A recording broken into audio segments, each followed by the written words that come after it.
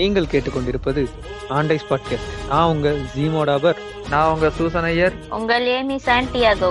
நான் உங்கள் ஏத்து ராமசாமி. உடன் வழங்குவோர் ஐபிஎஸ் மட்டன் ஸ்டார், ஆமையோட டிரான்ஸ்போர்ட், மாம்பழம் மார்க் தீப்பெட்டிகள் மற்றும் டாபரையா அணுகுண்டுகள். இந்த நிகழ்ச்சியில் வரும் எந்த கருத்தும் கற்பனை அல்ல. வணக்கம், நீங்க கேட்டுட்டு இருக்கிறது ஆண்டைஸ் பாட்காஸ்ட். நான் உங்க ஜீமோடாபர். நம்ம வழக்கமான உறவுகள் எல்லாம் இணைஞ்சிருக்காங்க. சூசன் வணக்கம். வணக்கம். வணக்கம். அடுத்து நம்ம ஏமிசான் வணக்கம். வணக்கம். ஓகே, அடுத்து ஏத்திஸ் ராமசாமி வணக்கம் ஐயா. வணக்கம் வணக்கம். இன்னைக்கு மில்கி வே கேலக்ஸி வந்துட்டீங்க போல இருக்கு. நேற்று தான் டிராவல் பண்ணி அந்த ரெயின்போ பிரிட்ஜ் வழியா வந்தேங்க. சரி, அது வேற ஒண்ணும் இல்ல. இப்போ நம்ம கரண்ட் இஷ்யூ தான், இந்த 12 hours work, labour 12 hours working schedule. அதை பத்தி உங்களுடைய கருத்துக்களை அள்ளி தெளியுங்கள்.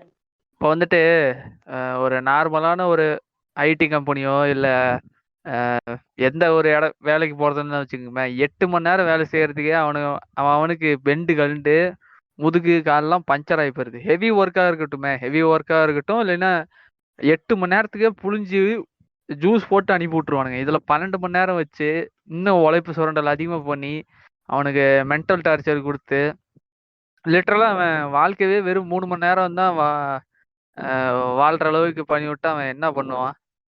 ஏன்னா அதுவும் இல்லாம 8 மணி நேரம் ஒரு ஒர்க்கிங் ஷெடியூலுங்கிறதை ஏகப்பட்ட போராட்டங்கள் பண்ணி இந்த 8 மணி நேரம் இதையே கொண்டு வந்தாங்க. முதல்ல இவங்க எதுக்கு முதல்ல 12 ஹவர்ஸ்ன்னு கொண்டு வராங்க? இந்தியாவில் மற்ற ஸ்டேட் எல்லாம் இந்த மாதிரி 12 ஹவர்ஸ் கொண்டு வந்தாங்களா என்ன? யோ, நம்ம கேமரா எடுங்க மாசு. அவனுங்க எல்லாம் 8 மணி நேரத்துக்கு மேல மளிகை கடை கூட வைக்க மாட்டானுங்க. இல்ல இந்த 12 hours ஸ்கெடியூல் 2020லயே சென்ட்ரல் கவர்மெண்ட் கொண்டு வந்து ஆல்ரெடி பிஜேபி இருக்கிற மாநிலங்கள்ல போட்டாச்சு மசோதா. பட் அது அமல்படுத்த முடியல. சொன்னா பூகம்பம் ஆயிடும் அப்படின்னு சொல்லிட்டு அது அப்படியே ஹோல்ல இருக்கு. பட் ஆனா அந்தந்த சட்டப்பேரவைகள்ல இது சொல்லிட்டாங்க, மசோதா அமல்படுத்தியாச்சு. ஆனா இத இம்ப்ளிமெண்டேஷனுக்கு இன்னும் வரல. ஏன்னா பிரச்சனையாகுன்றதுனால பிஜேபி ஆள்ற மாநிலங்கள்ல மட்டும் மசோதாவா அமல்படுத்தி ஆனா இம்ப்ளிமெண்டேஷன்ல வராம இருக்கு. ஓகே, அந்த மசோதா என்ன சொல்லுது? ஒரு வாரத்துக்கு 48 hours ஒர்க்குன்னா எப்படி 48 hours ஒர்க் பண்ணணும். அப்ப அந்த 48 hours 4 நாளா பிரிச்சு 12 hours ஒர்க் பண்ணி 4 நாள்ல முடிச்சு அவன் எத்தனை நாள் லீவு? 3 நாள் லீவ் தரேன்னு சொல்றான். அப்போ ஓகே, அப்ப நான் ஒரு ஐடியா சொல்றேன். அந்த சோறு தண்ணி சாப்பிடாம 2 நாள்ல அதை முடிச்சு அந்த 48 மணி நேரத்தையும் கழிச்சிட்டு 5 நாள் லீவ் எடுக்கலாமே.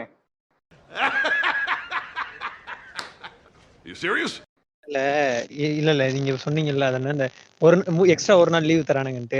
அந்த ஒரு நாள் லீவையும் ஒழுங்கா சொல்லல. தொழிலாளர்களுக்கு விருப்பம் இருந்தால் ஒரு நாள் வேலை பார்க்கலாம். பார்த்தா எல்லா கம்பெனி விருப்பம் இருக்கு அப்படின்னு ஒரு லீகல் யூஸ் பண்ண மாட்டானடா சின்ன கூதியானுங்களா அப்படின்ற மாதிரி நான் கடுப்பு கொண்டே உட்காந்து. சரி, ரைட், நீங்க அப்படியே கண்டினியூ பண்ணுங்க. எவனுமே லேபர்ஸோட இதை கேட்க மாட்டானுங்களே. ஒரு ஒப்பீனியன் கேட்டா பண்ணுவானுங்க எல்லாத்தையும். அவன் இஷ்டத்துக்கு பண்றதுதான். எப்படியாவது நான் சொன்ன ஐடியாவை சிஎம் ஆபீஸ்க்கு அனுப்பி வச்சு 5 நாள் லீவ் ஆக்கிடுங்க. அந்த எப்படி 48 மணி நேரம் தானே, 2 நாள் ஃபுல்லா ஒர்க் பண்ணுங்க, ஜாலியா 5 நாள் வீட்டுல இருப்பாங்க. எப்படி சூப்பர்ல. அதுல வேணா இல்ல ஏத்திச்சு, அதுல டாக்டருங்களுக்கு வேணா நல்ல ஒரு வருமானம் வரும். இந்த சைக்காலஜி டாக்டர்ஸ்க்கு எல்லாம். ஏன் தெரியுமா? ஊர்ல இருக்கிறவங்களாம் இன்சோமனியாவில் சுத்திக்கிட்டு இருந்தானா அவனுக்கு நல்ல வருமானம் தானே. சைக்காலஜிஸ்ட் எல்லாம் கால் பண்ணி, ப்ரோ எப்படி நான் இப்போ நம்பிக்கை இல்லாம இருக்கேன், என்ன பண்ணணும், கடவுள வேண்டுவேன்னு சொல்றானே சைக்கோ தாயங்க. இப்படி எல்லாம் சைக்காலஜிஸ்ட் எல்லாம் இருக்காங்க, ஜாக்கிரதையா இருந்துக்காங்க. கடவுளை நம்புங்க ப்ரோ அப்படின்னு சொல்றாங்களாமா சைக்காலஜிஸ்ட கூப்பிட்டு ரெஃபரன்ஸ் கேட்டா. அதான் இந்த 12 மணி நேரத்துல எவ்வளவு ரெஸ்ட் கொடுக்கணுமோ அவ்வளவு கொஞ்சமாவது ரெஸ்ட் கொடுத்தாதான் அந்த பாடி கண்டிஷன் எல்லாம் ஒர்க் ஆகும். மிஷினா அவன் 12 மணி நேரம் வேலை செய்யறதுக்கு ஏற்கனவே 8 மணி நேரத்தே இஸ் ஃபார் இனஃப். ஓகே, அதுவே போதும். மனுஷன் மிஷின்லயா செஞ்சு வச்சிருக்கான் விடாம விட்டு ஆட்டுறதுக்கு? பாடி கண்டிஷன் என்ன நினைக்கிறாங்கன்னா, இந்த உட்கார்ந்து வேலை பாக்குறவங்களுக்கு மேட்டர் இல்லைன்னு நினைக்கிறாங்க. ஆனா இந்த ஹெவி இண்டஸ்ட்ரீஸ்ல வேலை பாக்குறான்ல, டெக்ஸ்டைல் கம்பெனிஸ், இந்த நிறைய இந்த போல்ட் நட்டு இதெல்லாம் செய்யற நிறைய ஃபேக்டரிஸ் எல்லாம் இருக்குல்ல, அந்த ஃபேக்டரியில நின்னுட்டு வேலை பாக்குறவனுக்கு தெரியும் அந்த கஷ்டம் என்னன்னு. அவன் எக்ஸ்ட்ராவா நீ 4 மணிக்கு நின்னானா அவன் என்ன ஆவா? இதெல்லாம் கிடையாது. இல்ல அது நீங்க சொல்ற மாதிரி ப்ரொடக்ஷன்ல இருக்கவனுக்கு மட்டும் இல்ல, ஐடில நீங்க உட்கார்ந்துட்டு இருக்க வேலை பாக்குறவனுக்குமே பெண்டு நிமிரதான் செய்யும். உட்கார்ந்துகிட்டே இருக்கணும்னு வச்சுக்கோங்களேன். இங்க வர்றது ஃபைல்ஸ் ப்ராப்ளம். சரியா? வர்றது ஃபைல்ஸ் ப்ராப்ளம். ரெண்டாவது என்னன்னா பேக் போன் டேமேஜ். அதுக்கப்புறம் அவன் குடுக்க ப்ரெஷர் புண்டையில ஆல்ரெடி அவன் கவுன்சிலிங் போயிட்டு இருக்கான். ஓகேவா? இங்க 2 பேர் நாங்க வந்து ஐடி ஃபீல்ட்ல இருக்கோம். நானும் ஏமியும் இருக்கோம். சரியா? 2 பேருமே கவுன்சிலிங் போற கேஸ் தான். ஓகேவா? அதையும் சொல்றானா ப்ரோ, கடவுளை வேண்டுங்க ப்ரோ, நல்லா வர்றீங்க. இல்ல கிரேஸ்ஃபுல்லி என்னோட கவுன்சிலர்ஸ் 2 பேர், நான் 2 பேர்ட்ட போனேன், 2 பேருமே ரேஷனலிஸ்ட். நான் நல்ல கவுன்சிலர் தான் நானும் போயிட்டு இருக்கேன். என்ன ப்ரோ வார்டு கவுன்சிலரா? இதெல்லாம் வந்து நீயும் வந்து நாளைக்கு போவல ஒரு எங்கேயாவது ஒரு இடத்துல ஒருத்தங்கிட்ட வேலைக்கு போவல, அன்னைக்கு இருக்குடி இன்னைக்கு ஜாலியா இருக்கு. நீ இந்த மாதிரி ஒரு கம்பெனிக்குள்ள போய் சிக்குவ ஒரு நாள். இல்ல என்ன யோசிச்சு இது பண்ணாங்க அப்படிங்கறதே புரியல. ஒரு கம்பெனி கேக்குதுன்னா ஃபர்ஸ்ட் ஆஃப் ஆல் தொழிலாளர்களோட வேலை நேரத்தை மாத்தி அமைக்கிறாங்கன்னா தொழிலாளர் நல சங்கங்களோட டிஸ்கஸ் பண்ணாங்களான்னா அதுவும் கிடையாது. எங்களுக்கு வந்து இவ்வளவு நேரம் ஒர்க் கொடுங்க அப்படின்னு சொல்லி வணிகர் சங்கம் ஆதரவு தெரிவிச்சிருக்கு. வணிகர் சங்கம் ஆதரவு தெரிவிச்சு அவன் கிடக்குறான். வணிகர் சங்கங்கிறது முதலாளிகளால ஆனது ப்ரோ. ஓகேவா? அவனுங்க கொடுக்கறது பெரிய விஷயம் இல்ல, தொழிலாளர்களுக்கு. நம்ம வேலை செய்யறோம்னா நம்மளோட வேலை நேரத்தை மாற்றி அமைக்கிறாங்கன்னா நம்ம கிட்டதான் கேட்கணும். ஓகேவா? வெறுமனே வந்து இப்போ கார்பரேட்டுகள்கிட்ட மட்டும் கேட்டுட்டு வந்து டிசைட் பண்ணி முதலாளிகள்கிட்ட மட்டும் கேட்டுட்டு வந்து டிசைட் பண்ணா அது எப்படி சரியா இருக்கும்? அது ஒண்ணு. ரெண்டாவது, இது வந்து ரொம்ப இன்எஃபிஷியன்டா தான் இருக்கும். இவங்க நினைக்கிறாங்க 12 hours வேலை வாங்கிடலாம் அப்படின்னு. கேக்குதா நான் பேசுறது? கேக்குது. சொல்லுங்க. இது வந்து இன்எஃபிஷியன்டா தான் இருக்கும். ஒரு லாங் பீரியட்ல பாத்தீங்கன்னா அவன் வந்து ஒரு ஒர்க் பண்ற இதே வராது அவனுக்கு. 12 hours வந்து எப்படிடா அதை முடிக்க போறோம். அந்த ஆரம்பத்துல வேணா அந்த இது இருக்குல்ல 3 days லீவு அப்படின்னு சொல்லிட்டு, ஓகேவா? எப்ப 12 hours லாங் ஆக எப்படா கம்பெனி விட்டு வெளில போவோம் இருக்கிறவன் எப்படி ஒர்க் பண்ணுவான்? அவனோட ஒர்க் எஃபிஷியன்சி எப்படி இருக்கும்? 8 hours அவன் வந்து எப்படியாவது தாக்கி பிடிச்சு அந்த அவனோட ஷிஃப்ட்டுக்குள்ள முடிச்சிருவான். அடுத்த ஷிஃப்ட்டுக்கு வர்றவன் ஃப்ரெஷ்ஷா வருவான். அவன் அந்த ஒர்க்கை திரும்ப ஃப்ரெஷ்ஷா ஸ்டார்ட் பண்ணுவான்ல. மார்னிங் தான் நம்ம அந்த எஃபிஷியன்டா இருப்போம் ஷிஃப்ட்டுக்குள்ள என்டர் ஆகும்போது. ஸோ 3 ஷிஃப்ட்டுமே ஒரு ஒர்க் நடக்குது அப்படின்னா அந்த ஷிஃப்ட்டுக்கு ஃப்ரெஷ்ஷா ஒருத்தன் வரும்போது அந்த ஒர்க்கும் எஃபிஷியன்டா இருக்கும். ரெண்டாவது, அப்புறம் வந்து இது வந்து இண்டஸ்ட்ரி உற்பத்தி பண்ற இண்டஸ்ட்ரீஸ் மேனுஃபேக்சரிங் செக்டருக்கு தான் இது போகுது அப்படின்றாங்க. மேனுஃபேக்சரிங் செக்டர்ல தான் இந்த மாதிரி ஆக்சுவலா ஃபேக்டரிக்கே போய் வேலை செய்ய வேண்டிய சுச்சுவேஷன் நிறைய இருக்கு. அதெல்லாம் வந்து கன்சிடர் பண்ணா இப்போ ஐடி அப்படின்னா ஒர்க் ஃப்ரம் ஹோம்க்கு கூட எடுத்துக்க, அதுவும் அது வேற பிரச்சனை, அது அப்புறம். இந்த மாதிரி ஃபேக்டரியில போய் வேலை செய்யறவன் அவன் வீடு எங்க இருந்தாலும் ஃபேக்டரிக்கு போய் தான் அவன் அந்த வேலையை செஞ்சாகணும். ஸோ அப்படின்றப்போ அவனுக்கு வந்து எப்படி ஃபேமிலி டைம் எப்படி ஸ்பெண்ட் பண்ணுவான்? அப்புறம் அதுதான் நான் 3 நாள் லீவ் தரேன்ல, கேட்டா அப்படி வரும் பதில். நான் தான் 3 நாள் லீவ் தரேன்ல. அந்த 4 நாள் குழந்தைங்க இருந்தா யார் பார்த்துப்பா அந்த குழந்தைங்கள? அந்த 3 நாளுமே ஒண்ணும் நொட்டலாம் முடியாது. அப்படி இருந்தாலும் 3 நாள் லீவே தரான் கன்ஃபார்ம்னே வச்சுக்கோங்க. அந்த 3 நாள்லயும் தூங்கி எந்திரிக்க மட்டும்தான் டைம் கரெக்டா இருக்கும். இது ஏன்னா நான் பிராக்டிக்கலா நான் அனுபவிச்சுட்டு இருக்க விஷயங்கள், அதனால நான் சொல்றேன். 3 நாள் நீங்க நல்லா தூங்கி எந்திரிக்கணும் தான் நினைப்பீங்க. ஒரு வாரம் 2 வாரம் லீவ் இருந்தா ஒரு நார்மல் லைஃபுக்கு நீங்க அப்பதான் திரும்ப முடியும். இது ஒண்ணு இருக்கு, ஓகேவா? அதுக்கப்புறம் அவனுக்கு மார்னிங் 12 ஹவர்ஸ்னா 12 ஹவர்ஸ்ல வந்து எப்படி அவன் வந்து 9 to 9 இருக்கு அப்படின்னா அவன் காலையில 6-7 மணிக்கு வீட்டுல இருந்து கிளம்புறான்னா அவன் சன்னே பார்க்க மாட்டான். நைட் ஷிஃப்ட் கூட விட்டுருங்க, நைட் ஷிஃப்ட் பிரச்சனை அது இன்னொரு தனிப்பட்ட பிரச்சனை. இந்த ரெகுலர் ஹவர்ஸ்ல ஒர்க் போறவனே 12 ஹவர்ஸ் ஃபேக்டரியில இருக்கணும் அப்படின்னா அவன் காலையில ஒரு 7 மணிக்காவது வீட்டுல இருந்து கிளம்புற மாதிரிதான் இருக்கும். வீடு இல்லை டிஸ்டன்ஸ்ல இருக்கும் பட்சத்துல. அப்ப அவன் வந்து சூரியனே பார்க்க மாட்டான் 4 நாளைக்கு. இது தொடர்ந்து போச்சுன்னா அதுக்கப்புறம் 3 நாளும் அவனோட ஸ்லீப்பிங் ரொட்டீன் எப்படி இருக்கும்? அவன் வந்து சன்னே பார்க்காதனால விட்டமின் டி டிஃபிஷியன்சி வருது. அதனால அது ஃபர்ஸ்ட் பாதிக்கிறது உங்களோட நீ தான் பாதிக்கும்.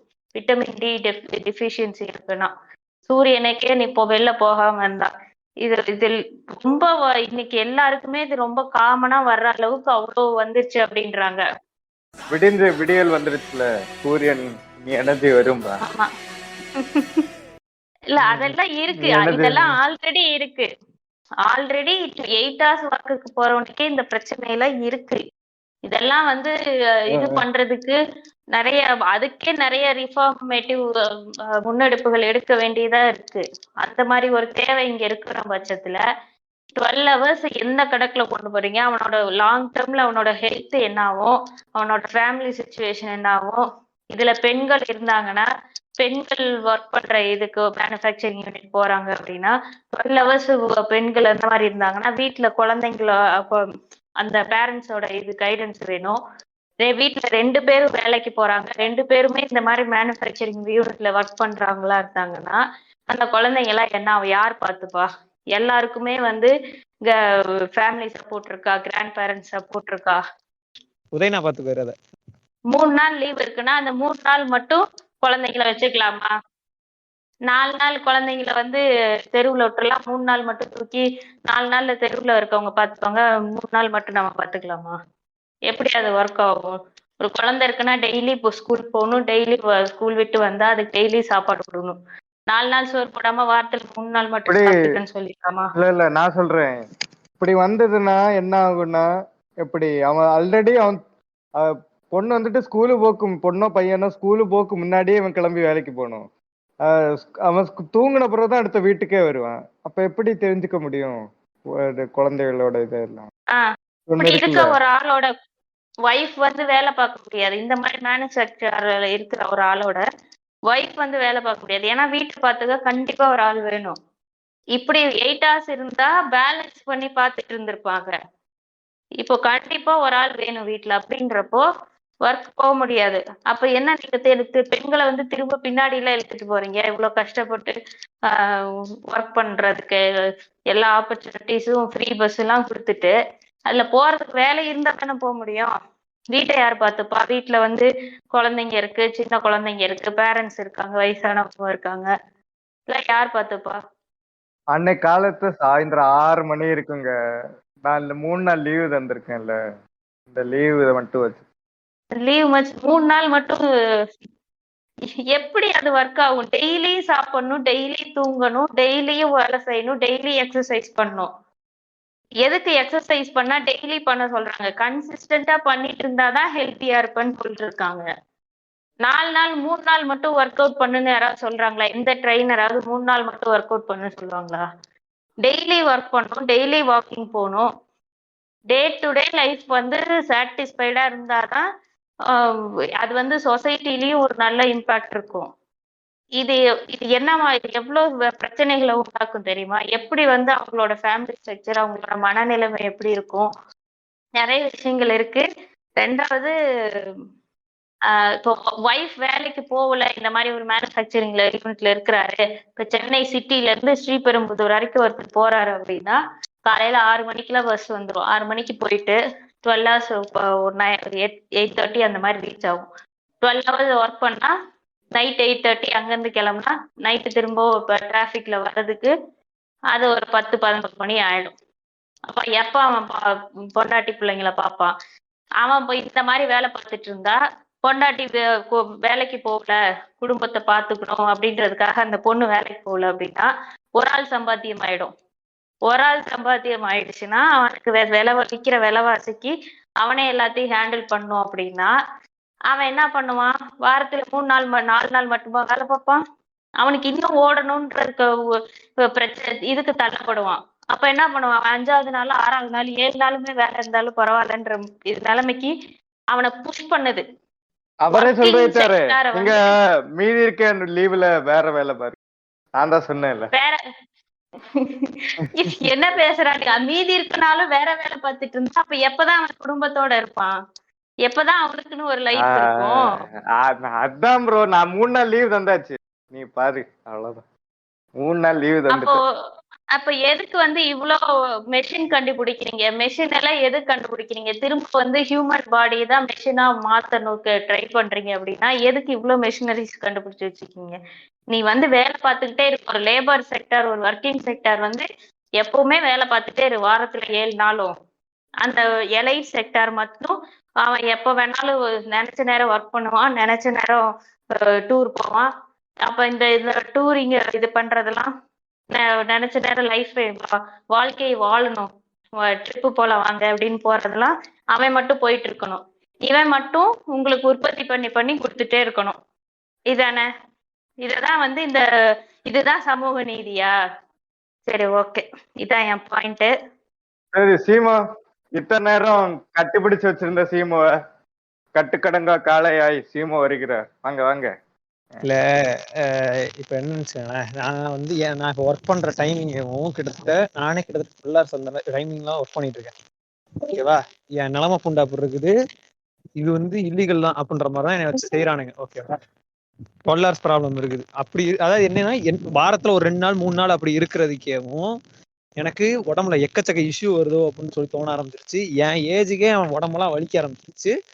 இவ்வளவு ப்ராப்ளம் வருது. ஓகேவா? இப்போ இந்த 12 hours வந்து சரி ரைட் ஓகே, நீ ஆல்ரெடி 12 hours ஒர்க் பண்றதுனால அப்புறம் என்னடா உனக்கு பிரச்சனை அப்படின்னு சொல்லி கேட்டா, இல்லீகலா வைக்கிறப்பே வாரத்துல 2 to 3 நாள் அந்த 12 hours ப்ராப்ளம் வைக்கிறான். பயந்து பயந்து வைக்கிறான்னு வச்சுக்கோங்களேன். இப்ப இது லீகல் ஆக்கிட்டான் அப்படின்னா இவன் என்ன பண்ணுவான்? இன்னும் எக்ஸ்ட்ரா 2 மணி நேரம் வேலை பாருன்னுவாங்க. 3 மணி நேரம் 4 மணி நேரம் அப்படியே ஏத்திக்கிட்டே போவான். 12 ஹவர்ஸ்ங்கிறது 14 hours மாறும், 15 hours மாறும். இந்த மாதிரி கம்பெனிஸ் நிறைய இருக்கு. என் கம்பெனி மட்டும் நான் வந்து சொல்லல, சின்ன சின்ன கம்பெனிஸ் நிறைய இந்த மாதிரி பண்ணிட்டு தான் இருக்கானுங்க. இந்த மாதிரி விஷயங்கள் இருக்கதான் செய்யுது. ஒவ்வொருத்தரும் ஒவ்வொரு கமிட்மெண்ட்ல இருப்பான். வெளியே வரணும்னு நினைச்சாலும் வர முடியாது. இஷ்ட புண்டைக்கு இவனுங்க பாட்டுக்கு வந்துட்டு நீ பாட்டுக்கு 12 மணி நேரம் வேலை பாரு அப்படின்னா என்னடா அர்த்தம்? ஏன்டா உங்களுக்கு ஓட்டு போட்டு வர வச்சா என்னடா வேலை பார்த்துட்டு இருக்கீங்க? இதான் உங்க வீடியோ. ஒண்ணு நீ வந்து நல்ல கவர்மெண்டா இருந்தா என்ன பண்ணியிருந்திருக்கணும்? இது நான் வந்து சமூக நீதி அப்படின்ற மாதிரி நான் கொண்டு வரேன்னா, ஒண்ணு தொழிலாளர்கள் நலனுக்காக நான் பண்றேன் அப்படின்னு நினைச்சிருந்தா, ஒண்ணு வந்து நீ இதை குறைச்சிருக்கணும், ஷிஃப்ட் டைமை குறைச்சிருக்கணும். ஓகேவா? அப்படி இல்ல பேசிக் ஏத்தி இருக்கணும். ஒரு மனுஷனுக்கு பேசிக் சேலரி இவ்வளவுக்கு மேலதான் இருக்குன்னு நீ ஏத்தி கொண்டு வந்திருக்கணும். இன்னும் இல்லைன்னா இயர்லி இவ்வளவு வந்து ஏறிக்கிட்டே இருக்கணும். உனக்கு வந்து நீ இந்த பேசிக் சேலரி பல வருஷம் ஒரே சேலரியில இருக்கிறத நீ ஏத்திக்கிட்டே வந்திருக்கணும். அதெல்லாம் புண்டை பண்ணாம டைமிங் பண்ணிட்டு 3 நாள் லீவ், அந்த 3 நாள் லீவ் 1 நாள் லீவ் எக்ஸ்ட்ரா கொடுக்கறதுல அந்த 1 நாள் லீவ் என்ன பண்ணி வச்சிருக்க? விருப்பம் இருந்தா தொழிலாளர்கள் பண்ணலாம். விருப்ப புண்டை கேட்க வேண்டாம் செய்யறான் நம்மகிட்ட. இந்த இப்ப வந்து ஒரு 3 நாள் லீவ் கொடுக்குறான் அப்படின்னு வச்சுக்கோங்களேன். அந்த 1 நாள் ப்ரோ உங்களுக்கு விருப்பம் இருக்கா ப்ரோ அப்படின்னு வந்து நம்மகிட்ட கேட்பானா? என்னையமி அப்படி வந்து நம்மகிட்ட கேட்பானுங்களா? அவன் நொட்டுனா ஓ சொன்னாங்களா ப்ரோ? இல்ல, கேட்டாலும் என்ன சொன்னாங்களா? விருப்பம் இருக்குன்னு தான் சொல்லி ஆகணும் அப்படின்ற மாதிரிதான் நிலைமை இருக்கும். இங்க பாரு, இந்த சந்தோஷ் பெருமுறையில கேட்பான்ல, இது 2ல 1 அப்படின்னு சொல்லிட்டு ஒரு வரல கட்டுவாங்கல, அந்த மாதிரிதான். அந்த மாதிரிதான் இருக்கும். இதுல இவனுங்க மசோதாவைப்படி இந்த 3 நாள் லீவ் அப்படிங்கிற அந்த மசோதாவே அவனுங்க எடுத்துக்க மாட்டானுங்க. இவனுங்க அந்த 12 மணி நேரங்கிறத புடிச்சுக்கிட்டு இன்னும் எங்கிட்ட உழைப்பு சொல்றதான் எதிர்பார்ப்பானுங்க. இது நடக்கதான் செய்யும். இப்ப வந்துட்டு நீ அவ்வளவு இது அவசியம் இருந்தா, உனக்கு திறமை இருந்தா நீ கம்பெனி வேற மாற வேண்டியதுடா அப்படின்னு கேட்கலாம். அவனுக்கு அவன் பர்சனல் ப்ராப்ளம் என்ன இருக்கும், அவனுக்கு அவன் கமிட்மெண்ட் இருக்கும். ஓகேவா? இந்த மாதிரி நிறைய பேர் சிக்கிட்டு இருக்கிறது காரணம் கமிட்மெண்ட்ஸ் தான். ஐயோ, இப்பளாவது ஆக்ஷன் எடுங்க. எவ்வளவு நாள் தான் இதை சொல்லிட்டு இருப்பாங்க, ஆக்ஷன் எடுக்க முடியாத நிலைமையில இருக்கேன்னு. அதான் ஓத்தா வாங்கடா, நீ வாடா மாதிரிதான் சுத்திட்டு இருக்கேன். இல்ல, நான் ஒரு எக்ஸாம்பிளோடவே இதை சொல்றேன். இப்போ என்னோட இந்த மாதிரிதான் ஒரு மெஷினரி ஜாபுக்கு தான் போனேன். இன்ஜினியரிங் முடிச்சுட்டு வேலை கிடைக்காதப்போ ஒரு 6 to 7 months இந்த மாதிரி ஒரு செக்டர்ல மெஷின் ஓட்டுற வேலை. நாள் பூரா நின்னுட்டே மெஷின் ஓட்டணும். ஓகேவா? அதான் வேலை. அது வந்து எப்படின்னா காலையில ஒரு 6:15 அந்த மாதிரி பஸ் வரும். ஸ்ரீபெரும்புதூர்ல இருக்க ஃபேக்டரி ஒண்ணு. 6:15 பஸ் வரும். ஈவினிங் 6:30க்கு அங்க 8:30 அங்க போயிடுவான்.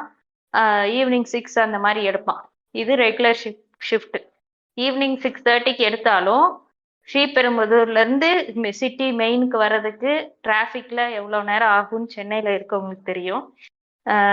எப்படி 8:30 9 ஆயிடும் ஈவினிங் 6க்கு எடுத்தாலும் வர்றதுக்கு. இதுல ஓடி வந்து இது வந்து 6500 இந்த இதுக்கு சேலரி, ஓகேவா? ஓடி 2 hours பார்த்தா 1500 எக்ஸ்ட்ரா வரும். இப்போ 8:30 ஈவினிங் 6 வரைக்கும் இருக்கிறத இன்னும் 2 hours பார்த்தா ஒரு 7 8 அந்த ரேஞ்சில் வருமா timing? 12 hours லிட்டரலா 10 hours work. So அந்த மாதிரி பண்ணுவா. எப்படின்னா ஏன்னா 6500 பத்தாது இல்ல, சாப்பிட்றதுக்கே 3500 அந்த மாதிரி போயிடும் ரெண்ட் எல்லாமே கொடுத்து. ஸோ எக்ஸ்ட்ரா ஒரு 1500 கிடைக்குது, நம்ம வீட்டுல போய் ரூமுக்கு போறதுக்கு இங்கே இருந்து பண்ணலாம் அப்படின்னு சொல்லிட்டு அது பண்ணிட்டு தான் வருவா. 8000க்காக அந்த இதுல ஒர்க் பண்ணா. ஆனா என்னன்னா அவ ஒர்க் பண்ணது வந்து ஒரு 6 to 7 months தான். அதுக்கே வந்து அந்த அவளுக்கு அவ்வளோ ஸ்ட்ரெஸ்ஸா இருக்கும். வீட்டுக்கெல்லாம் ஃபோன் பண்ண மாட்டா, எதுவுமே பேச மாட்டா. ஏன்னா அந்த பெயின் வந்து யார்கிட்டயும் சொல்ல முடியாது. நாள் பூரா நின்றுட்டு மெஷின் ஓட்டிட்டு இருக்கிறது, புரியுதா? அவ்வளோ ஸ்ட்ரெஸ்டா இருப்பா. அது ஒரு மாதிரி இருக்கும். ஏன்னா அந்த ஒர்க்கு பிடிக்கல, அந்த மெஷின் ஓட்டுறதுக்காக வந்து இன்ஜினியரிங் படிக்கலன்னு தெரியும். இருந்தாலும் அந்த கட்டாயத்திலையும் வந்து சாட்டர்டே கூட ஒர்க்குக்கு போவா, பணம் வேணும் அப்படின்றதுக்காக. இது வந்து ஒரு பேச்சுலரா ஒரு படிச்சு முடிச்ச ஒரு பொண்ணுக்கே இந்த சுச்சுவேஷன்னா, ஒரு ஃபேமிலியா இருக்கிற ஒரு மேனு எக்ஸ்ட்ரா ஒரு நாள் வேலை செய்யறதுக்கு உனக்கு விருப்பம் இருக்கான்னு கேட்டா, எனக்கு விருப்பம் இல்லை, வீட்டுல படுத்து தூங்கணும்னு சொல்லுவானா? இல்ல அவன் பிள்ளைக்கு ஸ்கூல் ஃபீஸ் கட்டணும், அப்பா அம்மாவுக்கு உடம்பு சரியில்லை மருந்து வாங்கணும் அப்படின்னு சொல்லி வேலைக்கு போகணும்னு நினைப்பானா? அந்த 3 நாள் லீவு இப்ப சொன்னீங்கல்ல, இப்ப வந்து அதை கேட்க போறது வந்து டைரக்டா மேனேஜ்மெண்ட்ல இருந்து வந்து கேட்க மாட்டானுங்க. இப்ப அப்படி கேட்கறானுங்கன்னு வச்சுக்கோமே, கேட்க மாட்டானுங்க. அப்படி கேட்கறானுங்கன்னு வச்சுக்கிட்டாலும் யாரை தெரியுமா வச்சு கேட்க விடுவானுங்க? உங்க டிஎல் அப்படின்னா உங்க மேனேஜர், இவனை வச்சு கேட்க விடுவானுங்க. அவன் என்ன தெரியுமா வச்சு இது பண்ணுவான்? இவன் எத்தனை நாள் ஒர்க் பண்றான் அப்படிங்கிறத வச்சு, இந்த மாதிரி இவன் கேட்கறப்ப ஒர்க் பண்றானா அப்படின்னு பார்த்து அதுக்கேற்ற மாதிரி இன்க்ரிமெண்ட் போடுவான்னு உன்னை மிரட்டுவான். டைரக்டா மிரட்ட மாட்டான். உனக்கு அதை வந்து எப்படி புரிய வைக்கணுமோ அப்படி புரிய வைப்பான். அப்ப என்ன பண்ணுவான்? ஒரு மிடில் கிளாஸ்ல இருக்க பையனும், ஒரு நார்மலா ஒரு இதுல இருந்து நார்மலா ஒரு சின்ன ஃபேமிலில இருந்து வரவனும் அவன் என்ன யோசிப்பான்? சரி ஒர்க் பண்ணி தொலைப்போம், அந்த புண்டாவனுங்கிட்ட வேற வழி புண்டல்லன்னு சொல்லி ஒர்க் பண்ணி தான் அவனுன்ற நிலைமைக்கு போயிருவாங்க. இது விருப்பம் கிடையாதுரா, ஒத்தா அபியூஸ்ரா. இதுல இன்னொரு விஷயம் சொல்ல மாட்டேன். 12 hours ஃபேக்டரி என்விரான்மெண்ட்டுக்குள்ள இருந்தா அவனோட ஹெல்த் என்ன ஆகும், புரியுதா? ஒவ்வொரு மேனுஃபேக்சரிங் செக்டர்லயும் ஏதோ ஒரு பொல்யூஷன் இருக்கும்ல, இன்க்ளூடிங் ஏசிலேயே உட்காந்து வேலை செய்யறதா இருந்தாலுமே அதுவுமே அஃபெக்ட் தான். பட் இவங்க மேனுஃபேக்சரிங் செக்டருக்கு மட்டும் இதை சொல்லியிருக்கனால அதை மட்டும் நான் இங்க ஃபோக்கஸ் பண்ணி பேசுறேன். மற்றபடி வேற யாரா எந்த வேலையா இருந்தாலும் 12 hours செய்யணும் அப்படின்னு நினைக்கிறது உழைப்பு சுரண்டல் தான். அதுதான் அடிப்படை. 12 hours வந்து ஒரு மேனுஃபேக்சரிங் யூனிட்டுக்குள்ள இருக்கான்னா அங்க எவ்வளவு பொல்யூஷன் இருக்கும், அவனோட ஹெல்த் என்ன ஆகும்? அதை வந்து அந்த 3 நாள் இது பண்ணிடுமா, ரீடைன் பண்ணிடுமா? என்ன பேசுறானுங்க? அதான் அப்படின்றது 3 நாளுக்கு மாத்திரை தாரம் ப்ரோ. பூமி படத்துல ஒரு ஜூன் மாசம் படத்துல ஒண்ணுக்கு ஒண்ணு அந்த மாத்திரை தருவாங்க. இல்ல இந்த ஒரு ஏடிஎம்கே காரன் டிஎம்கே மாத்திரன்னு சொல்லிட்டு இருந்தாலும் அந்த மாத்திரை டிஎம்கே மாத்திரை, அந்த மாத்திரை தான் அந்த மாத்திரை போட்டு வாங்கி அந்த மாத்திரை எடுத்து போட்டுக்கோங்க. சரி, இப்போ என்னோட கேள்விக்கு வரேன். சரி, இதெல்லாம் இப்போ எதிர்ப்புகள்லாம் இருக்கு எல்லா இடத்துலயும், ஓகேவா? எல்லா தொழிற்சங்கங்களும், வணிகர் சங்கத்தை தவிர எல்லா தொழிற்சங்கங்களும் எதிர்ப்பு தெரிவிக்கிறாங்க. மாணவர் அமைப்பெல்லாம் வந்து ரோட்ல நின்று போராடிட்டு இருக்காங்க. இவ்வளவுதான் நடக்குது. பட் வந்து திங்கட்கிழமை வந்து ஏதோ அது என்ன உயர்மட்ட குழு வச்சு டிஸ்கஸ் பண்றோம் அப்படின்னு இருக்காங்க. அது வந்து ஒரு கண் துடைப்பு சமாச்சாரம் மாதிரி தான் தெரியுது. இன்கேஸ் இது வந்து டிஎம்கே அடுத்து நெக்ஸ்ட் ஸ்டெப் வந்து என்ன ஸ்டாப் பண்ணல, திரும்ப பெறல அப்படின்னா இந்த தொழிற்சங்கங்கள்லாம் கண்டிப்பா போராடும்னு சொல்லியிருக்கிறாங்க. எனக்கு என்ன கொஸ்டின்னா, இது வந்து மக்கள் கிட்ட இருந்து இதுக்கு என்ன எதிர்ப்பு வருமா? லைக் நம்ம வந்து தூத்துக்குடி அண்ட் ஜல்லிக்கட்டு போராட்டம் மாதிரி இது ஒரு போராட்டமா மாறுமா? இல்ல நாம வந்து அதோட ரிசல்ட் இருக்குல்ல, ஜல்லிக்கட்டு இதோட அது பேர் என்ன, தூத்துக்குடி போராட்டத்துக்கு இதை பார்த்து நம்ம இந்த நிலைமைக்கு போயிடக்கூடாது அப்படின்னு பயந்து, இல்ல நமக்கு எதுக்கு போராட்டம்லாம் அப்படின்னு சொல்லிட்டு இது நம்ம தலையெழுத்து இதான் அப்படின்ற மாதிரி மக்கள் மாறிடுவாங்களா? அத பத்தி உங்களோட கருத்து என்ன? இல்ல இது போக வாய்ப்புகள் நிறையவே இருக்குது அந்த லெவலுக்கு. ஆனா அந்த லெவல் பெருசாகுமான்னு தெரியல. அந்த போராட்ட வடிவங்கள்ன்றது அதிகமாக வாய்ப்புகள் இருக்கு. ஒரு கவர்மெண்ட் திரும்பி பார்க்குற லெவலுக்கு பண்ற லெவலுக்கு ஒரு வாய்ப்புகள் அதிகமாவே இருக்குது அந்த போராட்டம்ன்றது. ஏன்னா வேலை பார்க்குறவன் எவனும் எல்லாரும் டென்ஷன் ஆகுறான். எவனா இருந்தாலும் சரி. இது வந்து ஊப்பியோ சங்கியோ எவனா இருந்தாலும் சரிதான். எந்த கருத்தியல் பேசுறவனா இருந்தாலும் 12 மணி நேரம்ன்ற ஒர்க் பண்ண முடியாது. அவனும் அந்த நிலைமையில தான் இருக்கான். இங்க முட்டு கொடுக்குற புண்டைய மட்டும்தான் முட்டு கொடுத்துட்டு இருக்கானுங்க. அது வந்து அவனுங்களை தவிர்த்து எல்லாருமே அவனுங்களே எனக்கு தெரிஞ்சு போராட்டத்துக்கு வந்தாலும் வருவாங்க. ஓகேவா? இங்க முட்டு கொடுக்கணுமே. பேருக்கு மட்டும் பெரியாருன்னு பேரை வச்சுக்கிட்டு சில பேர்லாம் இருக்கிறாங்க. வாயே திறக்கல. பெரியார் வந்து லாபத்துல பங்கு கேட்க சொன்னார்ல.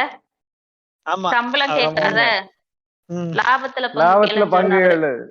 அவர் பேரை வச்சுக்கிட்டு என்னென்னமோ பண்றானுங்க. 12 hours வேலை பாக்குறேன்னா என்ன லாபத்திலேயே பங்கு தர போற? சம்பளம் தானே கொடுக்க போற? நம்மளோட இப்ப தொழில்னா நம்ம விடி கூட வேலை பார்ப்போம். ஏன்னா நமக்கு லாபம் வரும். சம்பளத்துக்கு வேலைக்கு போனா சம்பளம் மட்டும் தானே கொடுப்பான். லாபம் ஒரு நாளைக்கு அதிகமா கூட வரும். எதிர்பார்க்க 100 மடங்கு 200 மடங்கு 500 மடங்கு கூட லாபம் வரும். அதனால நீ 12 hours வேலை பார்ப்ப, ஒரு நாள் ரெஸ்ட் எடுத்துப்ப. அது உன்னோட பிசினஸ் தான். அது இது சரி.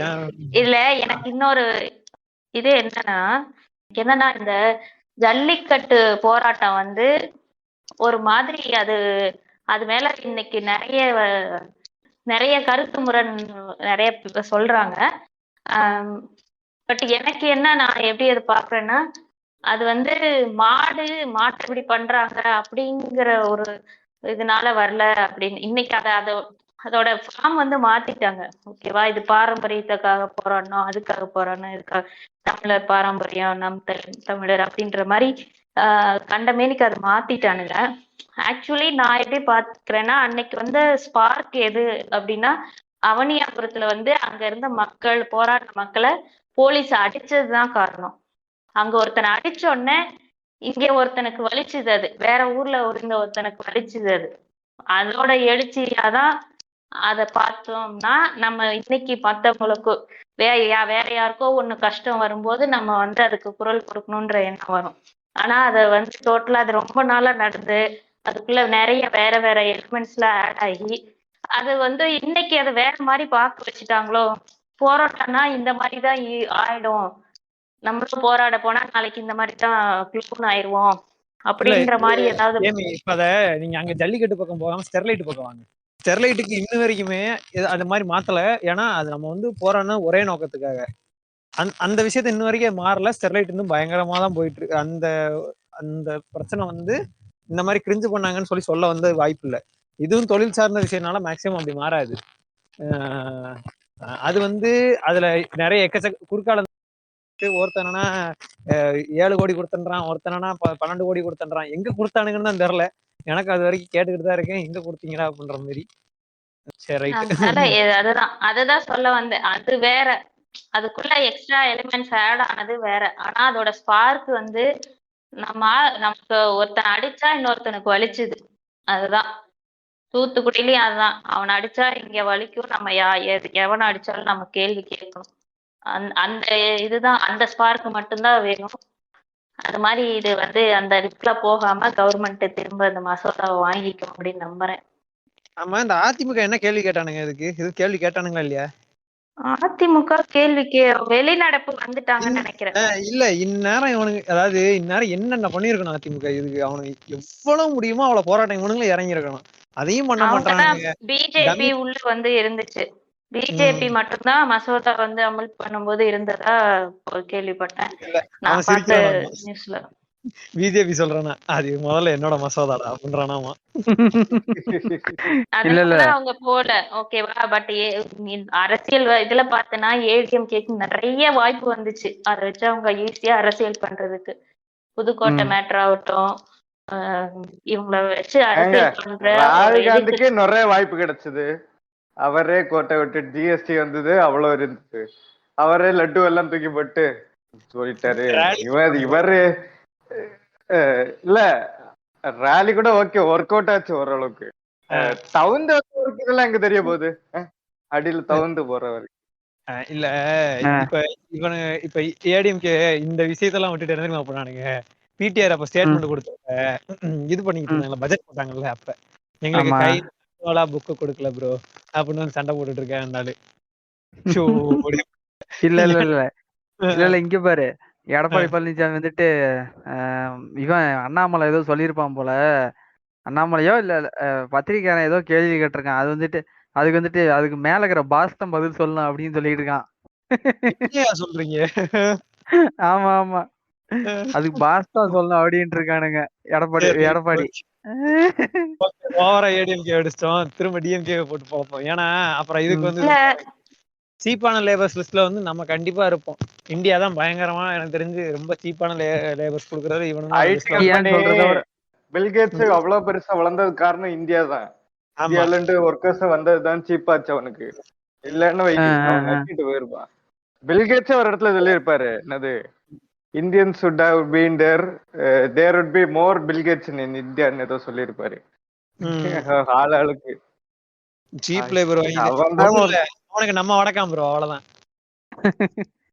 ஆமா, ஆமா அது ஆமா. உண்மைதான். இப்போ அதுவும் இதுல ஒரு இதுதான். இப்போ நம்ம ஊர் ம். ஆளு வர முடியாது, அவனால 12 ஹவர்ஸ் வந்து வேலை பார்க்க முடியாது. அவன் வந்து இல்ல நான் இருக்க மாட்டேன், 3 நாள் தான் 4 நாள் தான் வேலை பார்ப்பேன், 3 நாள் லீவ் எடுத்துக்குவேன்னு சொன்னான்னா 7 நாள் எவன் வேலை பார்ப்பான்? இவன் தான் வந்து ஊர் குடும்பம் எல்லாத்தையும் விட்டுட்டு இங்க வந்து இருக்கான். நான் வட மாநில தொழிலாளர்கள் சொல்றேன். அவன் ஆல்ரெடி அப்படிதான் வாங்கிட்டு இருக்கானுங்க அவனுங்க கிட்ட வேலை. அது அன்னைக்கு வந்து நான் பார்த்த அந்த இது டாக் ஷோ டிஸ்கஷன்ல வந்து அவங்க என்ன சொல்யூஷனா வந்து இது பண்ணாங்கன்னா, நம்ம ஊர் தொழிலாளர்களும் வட மாநில தொழிலாளர்களும் டிஸ்கஸ் பண்றாங்க. ஸோ அப்ப என்ன சொல்றாங்க, அவங்க வந்து 12 ஹவர்ஸ் வேலை பார்க்கறாங்க, லீவ் போடாம இருக்கான் அப்படின்னு சொல்லிட்டு அவனை தான் வச்சு வேலை வாங்குறாங்க. அப்ப என்ன பண்றாங்க, தொழிற்சங்கங்கள் தான் அவங்களுக்கும் ரெகுலரைஸ் பண்ணணும் டைமிங்க. இதுக்கு மேல அவங்களே வேலை வாங்கக்கூடாது, அவங்களுக்கும் ஈக்குவல் சேலரி கொடுக்கணும் அப்படிங்கிற ஒரு சொல்யூஷன் எடுத்தாதான் 2 பேருமே ஈக்குவலா தான் இருக்கான். அப்படின்றப்போ யார் வேலை வாங்கினா என்னன்ற ஒரு டெசிஷனுக்கு முதலாளிகள் வருவாங்க. அந்த மாதிரி இது டுவர்ட்ஸ் திஸ் 2 பேருமே ஈக்குவலா வந்து ட்ரீட் செய்யப்படணும் அப்படின்றத வச்சுதான் ஒரு சொல்யூஷன் மாதிரி கொண்டு போனாங்க. இப்போ இவனுங்க என்ன பண்றானுங்க, ஆல்ரெடி அவனுங்களை எக்ஸ்ப்ளாய்ட் தான் ஆயிட்டு இருக்கானுங்க. இப்ப என்ன பண்றான், நீ வந்து லீகலா எக்ஸ்ப்ளாய்ட் பண்ணு அப்படின்னு சொல்லி கம்பெனிகளுக்கு வந்து இது பண்ணி கொடுக்குறான். நான் வந்து இல்ல உனக்கு எக்ஸ்ப்ளாய்ட் பண்றதுக்கு ஆத்தரைஸ் பண்றேன், சட்டமே கார்பரேட் முதலாளிகளுக்கு வந்து உரிமை கொடுக்குறான், நீ வந்து எவ்வளவு வேணா எக்ஸ்ப்ளாய்ட் பண்ணிக்கோ அப்படின்னு சொல்லிட்டு அதெல்லாம் பண்றானுங்க. எதை நினைச்சு இதெல்லாம் பண்றாங்க? இந்த டேட்டா எல்லாம் நம்மளே இவ்வளவு யோசிக்கிறோம், அந்த இடத்துல இருக்கிற ஒரு அதிகாரிகள் யோசிக்காமையா இருந்திருப்பானுங்க. அப்படி ஏன் கொண்டு வரான்? அப்படின்னா என்ன, அது கார்பரேட்டுக்கு ரூல்ஸ் போடுறது கவர்மெண்ட் வேலையா, கவர்மெண்ட்டுக்கு ரூல்ஸ் போடுறது கார்பரேட்டோட வேலையா? இல்ல இப்போ நீங்க வந்து ஃபர்ஸ்ட் கேட்டீங்கல்ல, மக்கள் வந்து இந்த மாதிரி முடிவு எடுப்பாங்களா அப்படின்னு கேட்டீங்கல்ல. கண்டிப்பா முடிவு எடுப்பாங்க. ஏன்னா அவங்களோட வாழ்வாதாரத்துக்கும் மென்டல் பீஸுக்கும் ஏதோ ஒரு பிரச்சனைன்னு வந்துட்டாலே எல்லாருமே ரிவோல்ட் ஆயிடுவாங்க. நம்ம மக்கள் அந்த அளவுக்கு ட்ரெயின் ஆயிருக்காங்க. அதனால கண்டிப்பா ரிவோல்ட் பண்ணுவாங்க, கண்டிப்பா பண்ணுவாங்க. திரும்ப இந்த சட்டத்தை மறுபடியும் திரும்ப வாங்கலைன்னா கண்டிப்பா ரிவோல்ட் தான். ரிவோல்ட், அதுக்கப்புறம் அவங்களுக்கு ரிவீட்டு. எனக்கும் அந்த நம்பிக்கை எப்படி இருக்குன்னா, இந்த மீனவர் பிரச்சனை வந்துச்சுல்ல, அதையும் ஆமா. பேசிடுவோம். இத பேசும்போது அதுவும் ஒரு வகையான அதிகார இது துஷ்பிரயோகம் தானே. சோ அது அப்போ வந்து பார்த்தேன். சோ அவங்க வந்து தெளிவா இருக்காங்க, இது எங்க இடம், எங்க இடத்துல வந்துட்டு நீங்க வந்து ரோடு போட்டுக்கிட்டு நீங்க அழகா இருக்கு, என் மீன் நல்லா அசிங்கமா இருக்கு நாறுதுன்னா எப்படி அப்படின்னு சொல்லிட்டு தெளிவா கேக்குறாங்க.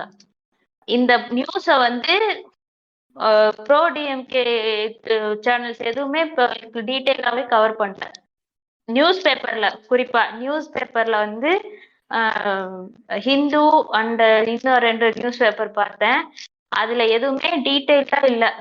அங்க வந்து ஒரு ஜட்ஜ் வந்து ரோட்ல போகும்போது பார்த்துட்டு அவரா போயிட்டு கேஸ் போட்டு அதை வந்து 24 ஹவர்ஸ்க்குள்ள தீர்ப்பு கொடுத்து அவங்க வந்து உடனே அமல்படுத்துறதுக்கு கோர்ட்ல இருந்து ஆர்டர் வந்தோடனே உடனே போலீஸ் போய் கடையெல்லாம் அப்புறப்படுத்துறாங்க அப்படிங்கிறத நியூஸ் மினிட் மட்டும்தான் ரெக்கார்ட் பண்ணியிருந்தது. நான் இதுக்காக பார்த்தேன் 4-5 சர்ச் பண்ணி பார்க்கும்போது யூடியூப் வீடியோஸும் லைட்டா பேருக்கு மட்டும்தான் கவர் பண்ணியிருக்கானுங்க. ஓகேவா? நியூஸ் சேனல்ஸ் அன்னைக்கு மட்டும் போட்டுட்டு விட்டாங்க. அந்த ஹிந்து அண்ட் டாப் இதுல இருக்க இன்னொரு பேப்பர் டைம்ஸ் ஆஃப் இந்தியா, இது ரெண்டுலயுமே அந்த ஜட்ஜு இப்படி வந்து பண்ணாருன்னு எங்கேயுமே இல்ல.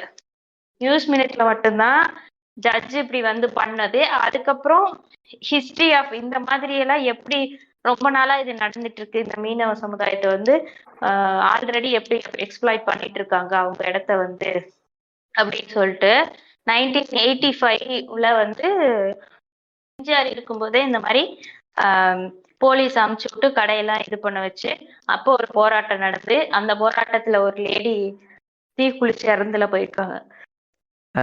எம்ஜிஆர் இருக்கும் போதும் இந்த மாதிரி மீனவ சமுதாயம் இது வந்து வடசென்னையிலயும் காட்டியிருப்பாங்க, பாத்திருக்கியா? ஆமா ஆமா ஆமா அந்த டெம்ப்ளேட் தான் நிறைய பேர் இதுக்கு யூஸ் பண்ணிட்டு இருந்தாங்க. இல்ல உங்களுக்கு இந்த ஜட்ஜுங்க எல்லாம் கேக்குறேன், இல்ல உங்களுக்கு எல்லாம் சத்தியமா மனசாட்சின்னு ஒண்ணு இருக்கா? நீங்க தான் வெல் செட்டில்டு, நல்ல உங்களுக்கு மாசம் மாசம் கவர்மெண்ட் சம்பளம் வருது, நல்ல ஏசி ரூமு எல்லாம் இருக்கீங்க. அவன் ரோட்ல அந்த வெயில்ல மீன் கடை போட்டு பொழைக்கிறான், அதனால உங்களுக்கு வந்துச்சு. அந்த இடத்துக்கு அதான் கலாச்சாரம். அத்தனை வருஷம் அங்கதான் மீன் வித்துட்டு இருக்காங்க. ஒரு ஜட்ஜ் இல்லப்பா, 3 ஜட்ஜ் அந்த ஒரே நாள் அந்த டெசிஷன் எடுத்து இது பண்ணிருக்காங்க. இல்ல அவங்க தெளிவா கேக்குறாங்க. அந்த உப்பு மீன் விக்கிற அந்த அம்மாக்கள் வந்து கேக்குறாங்க, லூப் ரோடு, அந்த லூப் ரோட்ல அத பெருசாக்கணும்னு சொல்லிட்டு தானே எங்க கடையை எடுக்க சொல்றீங்க. இதுலயே ஒரு 2 பெரிய பில்டிங், 2 பெரிய இது கேட்டட் கம்யூனிட்டி அபார்ட்மெண்ட் பில்டிங் இடிச்சீங்கன்னா ரோடு பெருசாயிட்டு போகுது, ஏன் இடிக்க வேண்டியதானே? அவங்க குடிசைன்றனாலதானே வந்து போயிட்டு ஈஸியா தூக்குறீங்க, அதை தூக்குனா அழகாயிரும், ரோடு பெருசாயிரும் அப்படின்ட்டு. ஆக்சுவலி அந்த நொச்சிக்குப்பம்ல அந்த ரோடு பெருசு பண்ணும் போது ப்ராமிஸ் பண்ணிருக்கு கவர்மெண்ட், உங்களோட வாழ்வாதாரத்துக்கு எந்த பிரச்சனையும் வராது அப்படின்னு சொல்லிட்டு. அதுக்கப்புறம் தான் அவங்க வந்து ரோடு போட்டிருக்காங்க. இல்ல அந்த ரோட்ல கடை இருக்க கூடாது, இப்ப பாண்டி பஜார்ல வந்து இது மாதிரிதான் ரோட்ல கடை இருக்க கூடாதுன்னு சொல்லிட்டு ஒரு பில்டிங்க போட்டு அங்க எல்லாத்தையும் மூவ் பண்ணாங்க ரோட்டு கடையெல்லாம். ஓகேவா? இப்ப அது அப்படிதான் இருக்கு. அங்க வந்து ரோட்டு கடையில இந்த மாதிரி வச்சிருப்பாங்கல்ல, நிறைய விற்பாங்கல்ல பொருட்கள்லாம், அதெல்லாம் ஒரு பெரிய பில்டிங் கட்டி அதுக்குள்ள மூவ் பண்ணிட்டானுங்க. அங்க போயிட்டு அது ஐ திங்க் வாடகையா ஃப்ரீயான்னு தெரியல, வாடகையா தான் இருக்கும், ஏன்னா பில்டிங் மெயின்டெனன்ஸ் இருக்கும்ல. சோ இந்த மீன் விற்கிறதுக்கும் 10 crores ஒரு இது கட்டிட்டு தான் இருக்காங்க. ஓகேவா? அது ரெடியாக இன்னும் 8 months ஆகுமாமா. அதுவுமே வந்து டிஸ்டன்ஸ்ல இருக்குன்னு தான் சொல்றாங்க. பட் அது வந்து அது எக்ஸாக்டா அந்த பிரச்சனை என்னன்னு தெரியல. பட் அன்னைக்கு நடந்தது எக்ஸாக்டா அந்த இது எதையுமே விசாரிக்கல. ரோட்ல வந்து குத்த வச்சுட்டு உட்கார்ந்துருக்காங்களாமா, மீன் கடையை போட்டு அசிங்கமா இருக்காமா பாக்குறதுக்கு, நார்தாமா உடனே கடையில தூக்கு. பெரிய மீன் சந்தை ஒண்ணு கட்டிட்டு இருக்காங்க. ஓகேவா? அந்த போட்டோஸ் எல்லாம் பார்த்தேன், அது ரெடி ஆயிட்டு இருக்கு. அத செக் பண்ணிருக்கணும்ல, அதுலதானே வாழ்ந்துட்டு இருக்காங்க. அப்ப அது நாள் வரைக்கும் அந்த கடை ரெடி ஆகுற வரைக்கும் இவங்க எல்லாம் எங்கேயாவது போகணுமா? அவன் இடத்துக்காக அவன் பேசுறான்னா நான் அவன் கூட நிக்கணும். அப்பதான் என் ஊர்ல என் இடத்துக்காக ஏதாவது பிரச்சனைனா நான் போய் பேசினா என் கூட 4 பேர் நிப்பான். இப்ப அவன் ஊரு தானே, நான் வந்து இங்க ஜாலியா வந்து வேலை பார்த்துட்டு இருக்கேன், எனக்கு எல்லாமே சரியா இருக்கும், நான் அவனை எங்க வேணா எடுத்துக்கடாஸ் அப்படின்னு நான் நின்னா நாளைக்கு நான் இங்க இருந்து என்ன யார் வேணா துரத்தலாம். அது புரிஞ்சுக்கணும். அடிப்படையில மக்கள் வந்து அதை புரிஞ்சுக்கணும். ஆனா அங்க இருக்கவங்க அதை சரியா புரிஞ்சு வச்சிருந்தாங்க. அவங்க அத கேட்ட கேள்விகளை வச்சு சொல்றேன், அத வந்து எல்லாரும் சப்போர்ட் பண்ணணும். அங்க என்ன ஒரு வாழ்வாதாரம் இருக்கு, அவங்களுக்குன்னு ஒரு இடம் இருக்கு. நம்ம இடத்துல ஒரு இடத்துல இருந்து உன்னை துரத்திட்டா உன்னை ஒண்ணும் இல்லாம ஆக்கிடலாம் அப்படின்ற ஒரு சூழ்நிலையில இருக்கிற, அந்த மாதிரி சூழ்நிலை இங்க இருக்கும்போது அவங்க அங்க இருந்து இது பண்ணக்கூடாது. இல்ல இது வந்து எக்ஸாம்பிள் என்னன்னா, நம்ம இது இப்ப எதுக்கு நம்ம இந்தி எதிர்ப்பு போறோம்? ஹிந்தி எதிர்ப்பு போறதுக்கான ரீசன் அதான். நம்மளோட அதாவது என்னன்னா, ஒருத்தனோட மொழியை அழிச்சா அவனோட ஹிஸ்டரி என்னன்னே தெரியாம போயிடும் அவனுக்கு. கரெக்ட் தானே? அது மாதிரிதான் அவன் இருக்கிற இடமும் அவனுக்கு. அவனோட இது அவனோட பூர்வீகமா இருந்து அத்தனை வருஷம் அங்க இருந்திருக்கான். அந்த இடம் வந்து அவனுக்கு இல்லாம போச்சு அப்படின்னா அவனோட ஹிஸ்டரி அவனுக்கு தெரியாது. இவெல்லாம் ஒடுக்கியிருக்கான், இவன் ஒடுக்கல அப்படிங்கிறதெல்லாம் தெரிஞ்சாதான் அடுத்த அரசியல் அவனுக்கு புரிதல் வரும். அப்புறம் நம்மளும் வடக்கனாய் தெரிய வேண்டியதான். வடக்கனுக்கு அதேதான். ஹிஸ்டரி அழிச்சிட்டாங்க ஹிந்திய வச்சுட்டு. எப்படி அதேதான். அவனுக்கு மொழியெல்லாம் அழிஞ்சோ, அவனுக்கு ரீஜனல் லாங்குவேஜஸ் அழிஞ்சோ, அந்த மாதிரி ஆயிடும் கடைசியில. சேம். அந்த கடல் வந்து அவனோட உரிமை, அந்த தொழில் அவனோட உரிமை. அதுக்காக அவன் பேசுறானோ இல்லையோ நம்ம பேசணும். நம்ம அவங்க பேசுறாங்கன்னா நம்ம கூட நிக்கணும். இல்ல சம்பவம் சொல்லும் போது எனக்கு ஒண்ணு ஞாபகம் வருது. சம்பவம்னா எப்படிங்க, இந்த கஸ்டடி போலீஸ் கஸ்டடி கூட்டிட்டு போய் பல்ல உடைச்சிட்டு பாத்ரூம்ல வலிக்கு வந்துட்டாரு ஃப்ரெண்ட்ஸ் அப்படிங்கிறது அந்த சம்பவம் மாதிரியா?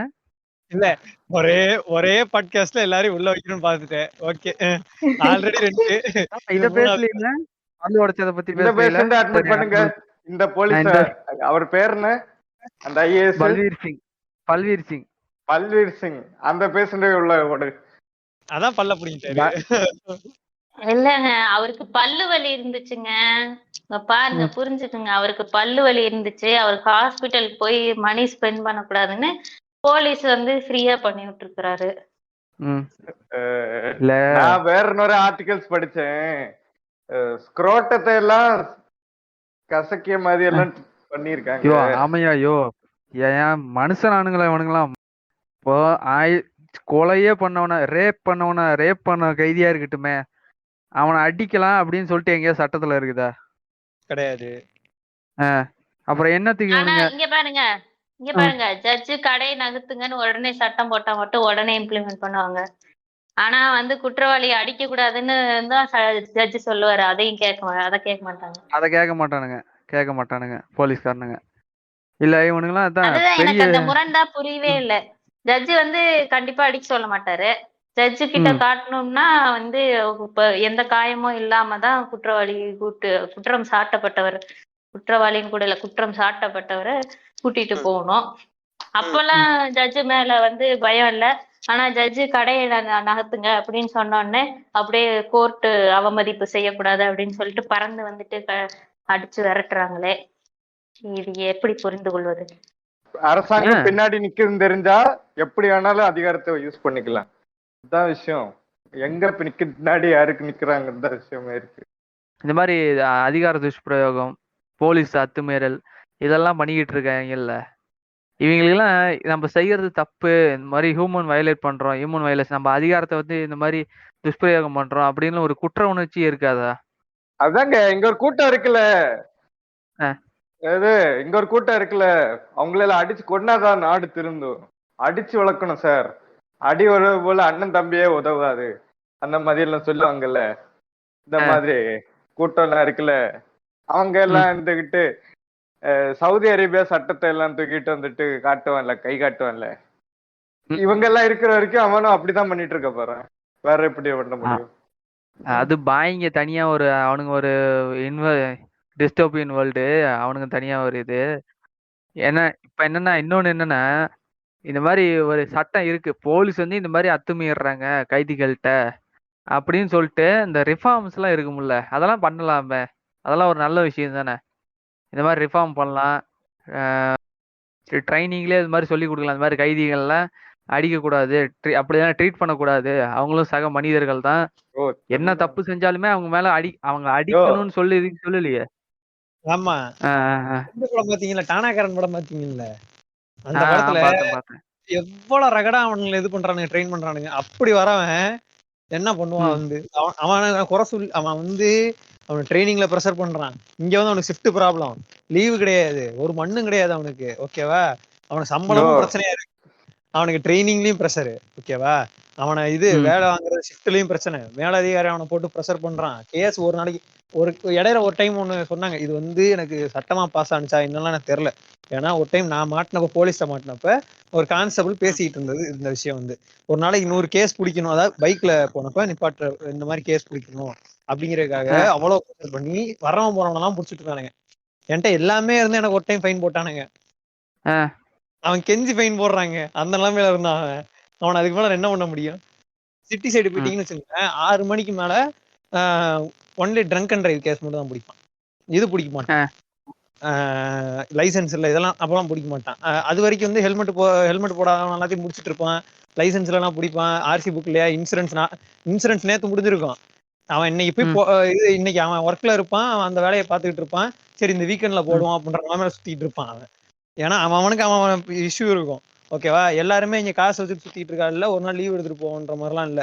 ஓகேவா, அவன் இந்த வீக்கெண்ட்ல போடலாம் அப்படின்ற மாதிரி சுத்திட்டு இருப்பான். அதை நேத்தா முடிஞ்சிருக்கும். நாளைக்கு வீக்கெண்டா இருக்கும், இன்னைக்கு போய் மாட்டியிருப்பான். அவனை பிடிச்சி ஃபைன் போடுறது இந்த வேலையெல்லாம் பார்த்துட்டு இருப்பானுங்க. 6 மணிக்கு மேல என்ன பண்ணுவானுங்க, இது ஃப்ரெண்ட்ஸ் எல்லாத்தையும் அப்படியே நிப்பாட்டுங்க, ட்ரங்க் அண்ட் டிரைவ் மட்டும் முடி, எல்லாரையும் வா ஊது பண்ணு அனுப்பி விடு, ஊது செக் பண்ணு மாட்டு, இது மட்டும் தான் இங்க நடக்கும். இப்ப வந்து இது இங்க இப்போ சில இடத்துல வந்து நீங்க கொஞ்சம் வந்து சிப்காட்டு எல்காட்டு இல்லைன்னா இது கம்பெனிஸ் அதிகமா இருக்கிற ஏரியாஸ், இந்த மாதிரி ஏரியால ஒரே ஒரு என்ன தெரியுமா, உங்க கம்பெனி ஐடி கார்டு இருந்துச்சுன்னா ஓரளவு தப்பிச்சிடலாம். நீங்க ஒண்ணுமே இல்லைனாலும் தப்பிச்சிடலாம். ஹெல்மெட் மட்டும் போட்டுருந்தீங்கன்னா தப்பிச்சு போயிடலாம். எதுவுமே பண்ண தேவையில்ல. ஹெல்மெட் போட்டிருந்தீங்கன்னா நீங்க இது சார் இந்த மாதிரி நீங்க ஒர்க் பண்றேன் அப்படின்னா நீங்க தப்பிச்சிடலாம். அது ஒரு விஷயம் பிரச்சனை இல்லை. ஏன்னா அவன் என்ன ப்ரெஷர்ல வருவான்னு தெரியாது. ஒர்க்ல இருந்து வரவன் செம்ம டென்ஷன்ல போவான். வரப்ப என்ன வேற ப்ரெஷர்ல வந்துட்டு இருப்பான். இவன் புடிச்சுக்கிட்டு அந்நேரம் இவன் நின்றுட்டு ஐயா வர வரைக்கும் வெயிட் பண்ண அப்படின்னா எவ்வளவு டென்ஷன் ஆகும். அதனால அந்த கம்பெனிஸா பார்த்து பண்றானுங்க. சில கம்பெனிஸ் அது போலீஸை பார்த்து இது மாதிரி பண்ணி விட்டு போயிடுறானுங்க. மிச்சபடி வந்து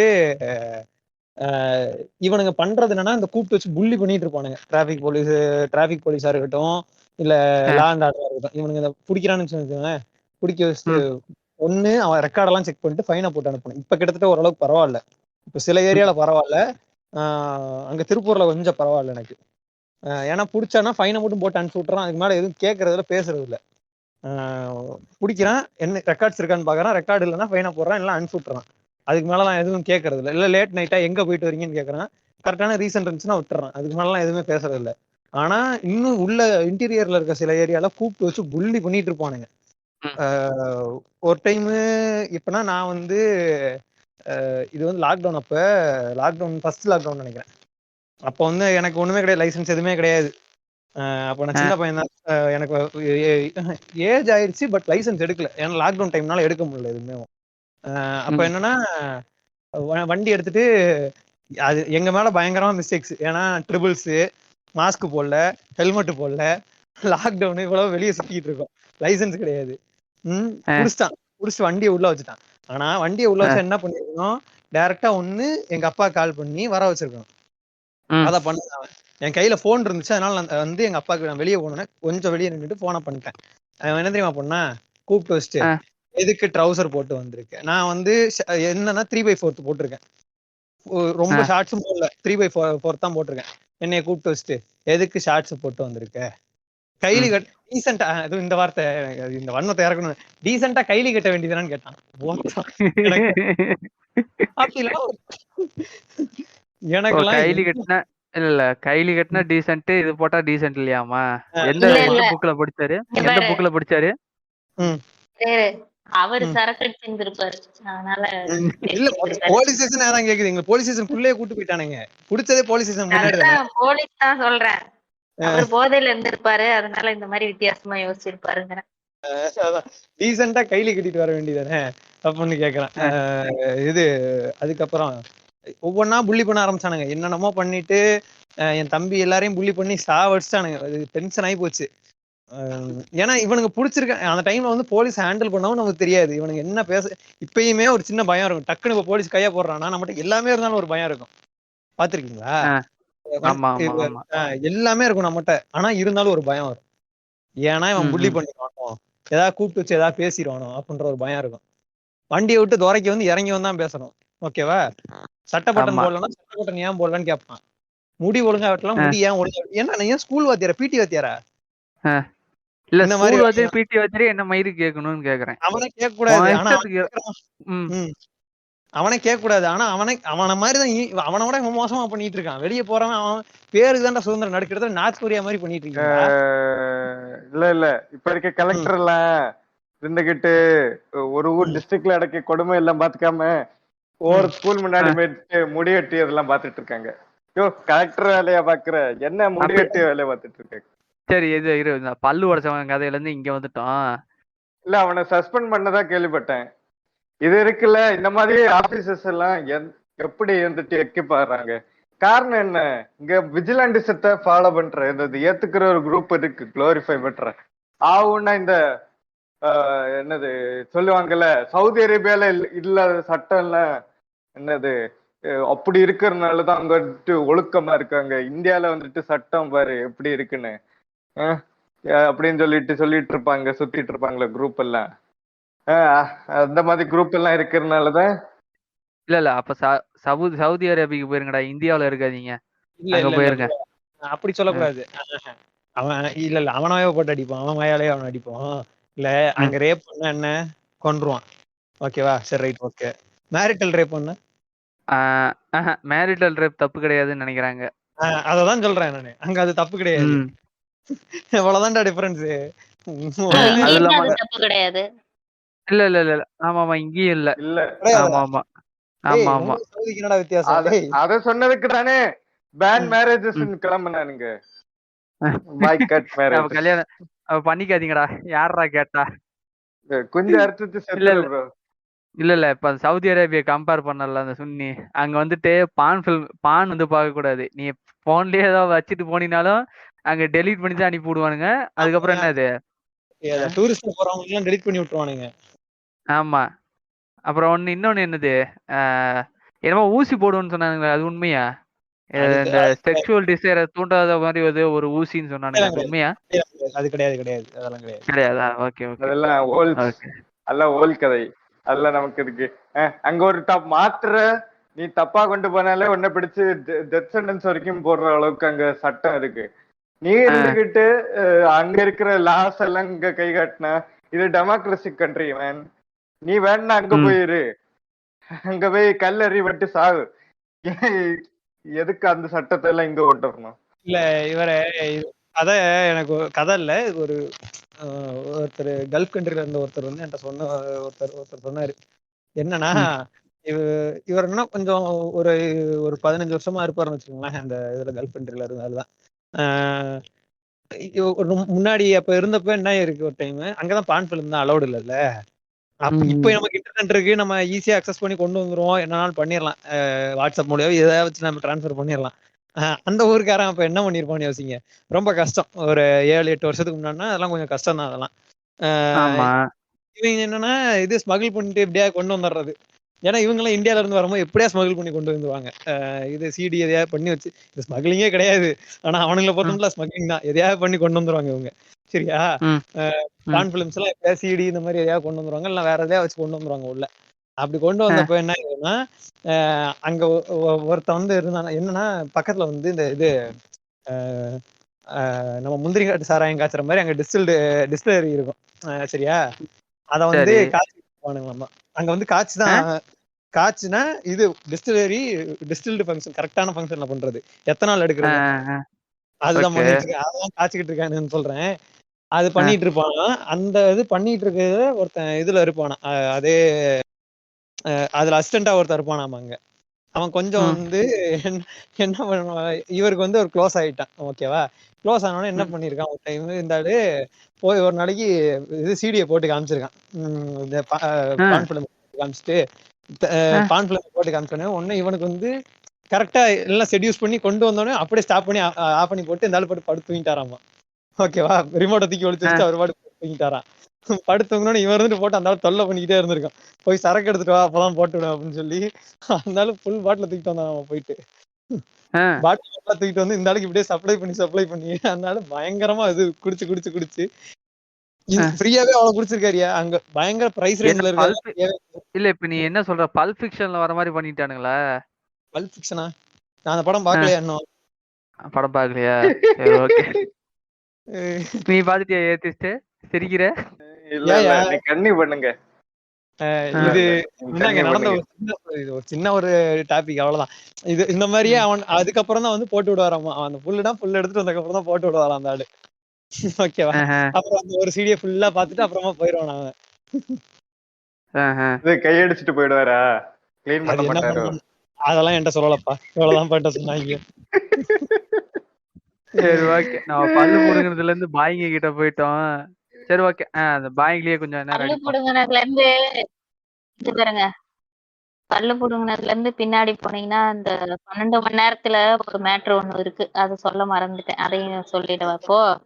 சொல்லுங்க. மறுபடியும் இப்ப அதை கேட்டு மறுபடியும் இந்தியால வந்து மே 1 லேபர் டே ம். அப்படின்னு சொல்லிட்டு எந்த வருஷம் செலிப்ரேட் பண்ணாங்க, எப்போ இருந்து பண்ணாங்க அப்படின்னா, கரெக்டா இந்த வருஷத்துல இருந்து 100 வருஷத்துக்கு முன்னாடி 1923 ம். மே 1 தான் வந்து ஃபர்ஸ்ட் இந்தியால லேபர் டே. மே 1 தொழிலாளர் தினம், உழைப்பாளர் தினம் அப்படின்னு சொல்லி அறிவி அப்ப அஜித் பிறந்த நாள் கிடையாதா? அதை நான் சொல்லலாம்னு பார்த்தேன். சரிண்ணா. அஜித்துக்கு 100 வயசுன்னு சொல்றீங்களா ப்ரோ நீங்க? இப்ப பாருங்க எப்படி போட்டேன். நம்மளால முடிஞ்ச ஒரு இல்ல இல்ல ஒரு நிமிஷம். ஓ அதனாலதான் அவர் ஆமையா? ம். ஆமைதான் 100 வருஷம் மேல வாழும். இல்ல இல்ல இல்ல ஒரு நிமிஷம். கடவுளே அஜித் அவர் சொல்லுங்க. தட்டன் டன் டட்டங் டங் தட்டுவானுங்க பாருங்க. பாருங்க, சரி, 100வது சொல்லுங்க. வருஷம் செலிப்ரேஷனுக்கு நம்ம வந்து கவர்மெண்ட் என்ன கொடுத்திருக்கு பாருங்க கிஃப்டா. அஜித் பிறந்த நாள். என்ன? யோ 12 மணி நேரம்யா. 12 மணி நேரம். 12 நேரத்தை வச்சுக்கோ. 3 நாள் லீவ் தரேன் ப்ரோ, அதுக்குதான் கிஃப்ட். 12 மணி நேரத்தை பார்க்காத, நீ 3 நாள் லீவ் தர்றேன். கண்ணை இப்படி பார்க்கணும், குறுகிய வட்டத்துக்குள்ளே பார்க்க விடாது ப்ரோ. குறுகிய வட்டம் தான் 12 மணி நேரத்தை பார்க்க வைக்கும். கொஞ்சம் எக்ஸ்டெண்ட் பண்ணி பார்த்தா அந்த 3 நாள் லீவு தெரியும். மக்களே, இந்த ஏத்தஸ்ட் பயவுல 3 நாளா போட்டு புள்ளி பண்ணிட்டு இருக்கேன் அந்த ஆளு. 12 மணி நேரம் 3 நாள் லீவா ப்ரோ அப்படின்னு சொல்லி கேட்டுட்டு இருக்கேன். நானே இன்னைக்கு ஒரு நாள் லீவ் வச்சுக்கிட்டு சமைச்சு சாப்பிட்டு படுத்து தூங்கிட்டு இருந்தேன். ப்ரோ 3 நாள் லீவு தானே, ஜாலியா கொஞ்சம் இருங்க ப்ரோ, 5 நாள் எக்ஸ்ட்ரா வாங்கி தரேன். எப்படியாவது அந்த அறிவாளத்துக்கு அனுப்பி வச்சிருங்க. எனக்கு கோரிக்கை என்னது 2 நாள் ஃபுல்லா வேலை செஞ்சுட்டு 5 நாள் லீவா தந்துருங்க, அனுப்பி வச்சிருங்க எப்படியாவது. அதான் சீமான் சொல்லுவான்ல, ஒரு நாள் என்ன சீமா உட்கார வைங்க, என்ன பாடுபடுத்துறேன். இல்ல இங்க பாரு, 2 நாள் வேலை செஞ்சுட்டு 3ஆவது நாள் சீக்கிரமா செத்துருவேன், அப்புறம் லீவு கொடுத்தேனான்றது. ஒரே டே லீவ் கொடுத்துரும், அதுக்கு ஒரு லீவ் கிடைக்குங்க. அதுக்கு ஒரு லீவு கிடைக்கும். அதுக்கு லீவ் கிடைக்கல. காலேஜ்ல யாராவது செத்தா ஒரு நாள் லீவ் விடுவாங்க. இல்ல அந்த மாதிரி ஒரு லீவ் கொடுத்துரும். அது காலேஜ்ல எங்க ஆபீஸ்ல என்ன தெரியுமா பண்ணுவானுங்க, ஒருத்தர் அப்படிதான் ஆக்சிடென்ட்ல செத்து போனாரு. சரியா, செத்து போனோன்னு வந்தானுங்க. வந்துட்டு ஒரு 2 நிமிஷம் எல்லாரும் மௌன அமைதியா ஒரு அஞ்சலி செலுத்திட்டு திரும்ப வேலை பாருங்க அப்படின்ட்டானுங்க. ஒரு ஹாஃப் டே லீவா கொடுத்து அனுப்புங்கடா அப்படின்ற மாதிரி இருந்துச்சு. இதுதான் ரியல் டேங்க், இதுதான் டேங்க்.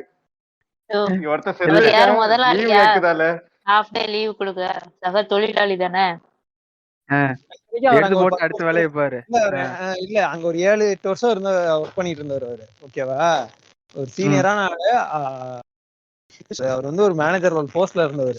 அதாவது நான் நார்மலா மேனேஜர் லெவல்ல சீனியர் மேனேஜர் லெவல்ல இருந்தவர் அவரு. ஓகேவா, அப்படி இருந்த மனுஷன் செத்ததுக்கே அவ்வளவுதான் நிலைமை. நம்ம எல்லாம் செத்தோம்னா மனுஷனாவே கூட மதிக்க மாட்டான். இந்த 2 நிமிஷம் அஞ்சலி கூட கிடைக்காது. சீமா ஆபீஸ திறந்து பார்க்கும்போது உள்ள ஒரு குணம் கிடக்க, ஆபீஸ் மேனேஜர் அங்க இருந்து ஹெச்ஆர் சொல்றாரு, அதை தூக்கி போட்டு வேலையை பாருங்க பாஸ். இல்ல அவ்வளவுதான். இது கூடிய சீக்கிரம் நடக்கும்னு நினைக்கிறேன். இதெல்லாம் இருக்கு, இதெல்லாம் இல்ல இது ஓவர்ல, இதெல்லாம் இருக்கு, இதெல்லாம் நம்ம கேக்குறோம். இல்ல இப்ப ஒரு சாங் போடுறாங்களா, நீ யாரா இருடா எவனா இருடா முதலாளி கிட்ட கரெக்டா இருடாங்கிறானா. இல்ல இப்ப சீமாக்கு ரிங் டோனர் தான் பான் கார்டுல, அல்ல எங்க முதலாளி நல்ல முதலாளின்னு, எங்க முதலாளி நல்ல தயவோடு. இல்ல இரு ஒரு நிமிஷம். இப்போ இந்தியா வந்து ஒரு ஜனநாயக நாடா இருக்கிற, இப்போ பேர் வாக்குல இருக்கு, பேருக்காவது இருக்கு. இது இங்கேயே வந்துட்டு இவ்வளவு பிரச்சனை நடக்குது, மக்கள்கிட்ட எவனும் கேட்கறது கிடையாது. ஆட்சி அதிகாரத்தை வச்சுக்கிட்டு அதிகார துஷ்பிரயோகம் பண்ணிக்கிட்டு பவர்ஸை வச்சுக்கிட்டு நல்லா இது பண்ணிக்கிட்டு ரூல் பண்ணிக்கிட்டு இருக்காங்க. இங்கேயே ஜனநாயக நாட்டுக்கே இப்படி இந்த மாதிரி ஒரு நிலைமைனா, இன்னும் இந்த அரப் கண்ட்ரிஸ் கேபிட்டலிசம் ஃபாலோ பண்றது, இந்த கண்ட்ரி ஒன்று கேபிட்டலிசமா சோசியலிசமா? ஆமா ஆமா, அமெரிக்கா எல்லாம் கேத்தலிசம் அதுவும் இல்ல அமெரிக்காவை நான் சொல்லல. அமெரிக்கா வந்து ஜனநாயக நாடு இல்லையா? அது கேபிட்டலிஸ்டா? இல்ல இப்போ இந்தியாவுக்கே இந்த மாதிரி ஒரு நிலைமைனா, இப்போ இந்த என்னது கேபிட்டலிசம் ஃபாலோ பண்ற கண்ட்ரிஸுக்கு வந்து என்ன நிலைமை? அது முக்கியமா இந்த சைனாக்கு. சைனா இந்த அதுல இந்த நார்த் கொரியா இருக்கான் பாரு, ம். அவன் தான் இருக்கிறதுலே ரொம்ப டேஞ்சரு. இப்ப நம்ம தான் இங்க வந்துட்டு ஒரு டெமோக்ராட்டிக் கண்ட்ரி, நம்மளுக்காவது கொஞ்சம் பேச்சுரிமை இருக்கு, எழுத்துரிமை இருக்கு. நம்ம வந்து என்ன பண்ணலாம், ரெவல்யூஷன் பண்ணலாம், ரிவோல்ட் பண்ணலாம். ஓகேவா? ம். அதுக்கான உரிமை நம்மளுக்கிட்ட இருக்கு. ம். யாரு ஆனா வந்துட்டு யாருன்னு மட்டும் மக்கள் சொல்லு. தான் யாருன்னு மட்டும் மக்கள் தான் மக்கள் தாங்க. இப்போ வந்துட்டு ஹிட்லருக்கே ஹிட்லரே மண்ணை கவ்வும் போது மண்ணை கவ மாட்டாரா என்ன? நம்ம 56 இன்ச்சுக்குலாம் என்ன? ம். ராஜபக்சேவே துரத்தி அதெல்லாம் ஓடி போயிட்டான். ஆமா இங்க ஆமா ஒரு நிமிஷம். ராஜபக்சேலாம் அவ்வளவு பெரிய சுத்தியெல்லாம் கிடையாது. அதெல்லாம் ஓடுனாங்க சரி. ஆனா இன்னும் ரிவோல்ட் ஆனா ஆகலன்னு அதுக்கு நினைக்கிறேன். முன்னாடி சரி, அதுக்கு முன்னாடி ரிவோல்ட். எவ்வளவு இழப்புகள். அதுக்கப்புறமா அதுக்கு முன்னாடி பின்னாடி ம். அதை இழக்க தயாரா இருந்தா வேணா அந்த ஒரு ஒரு ஆளை விரட்டுறதுக்கு எவ்வளவு இழப்பு இருந்திருக்கு. ம். நம்மளும் அந்த இழப்பை கொடுக்கதான் போறோம். இந்த இங்க ஒரு காவிக்கரை படிஞ்சிருச்சு, நீ அதுக்காண்டி இழப்பு கொடுக்கதான் போறோம்.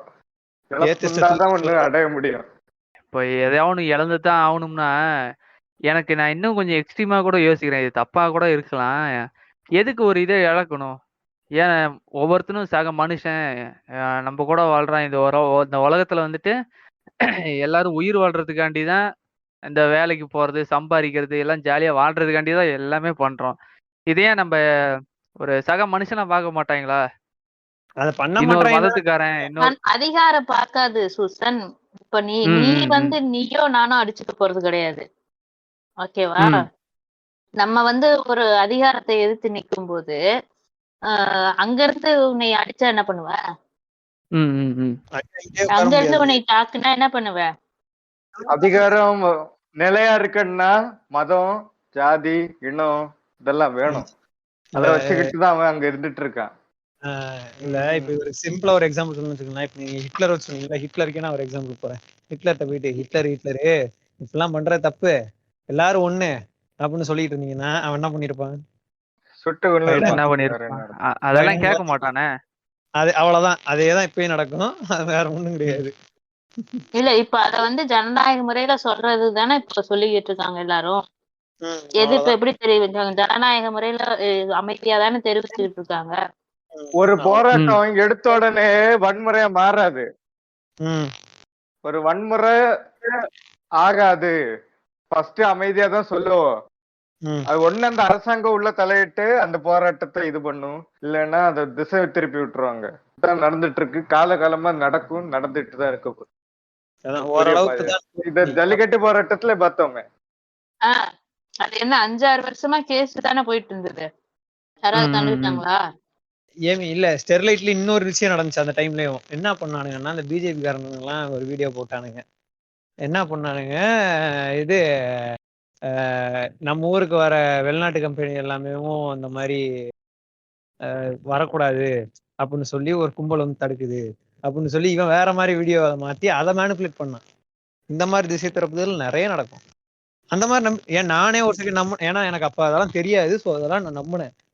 இப்போ இன்னொன்னு ஒரு இது சந்தேகம் என்னன்னா, எனக்கு இப்போ வந்து நம்ம வந்துட்டு என்ன நினைக்கிறோம்னா, இந்த ஒவ்வொரு மக்களும், இந்த நாட்டுல இருக்கிற ஒவ்வொரு மக்களும் சேர்ந்ததுதான் இந்த அதிகாரத்தை உருவாக்கணும், அந்த அதிகாரத்தை மேனேஜ் பண்றதுக்கு தான் எல்லாருக்கும் பவரை கொடுத்து உட்கார வச்சிருக்கோம்னு தெரியாதா மத்தவங்களுக்கு? நம்ம நினைக்கிறோம், நம்ம அப்படி நினைக்கிறோம், சாமானியன் அப்படி நினைக்கிறான்.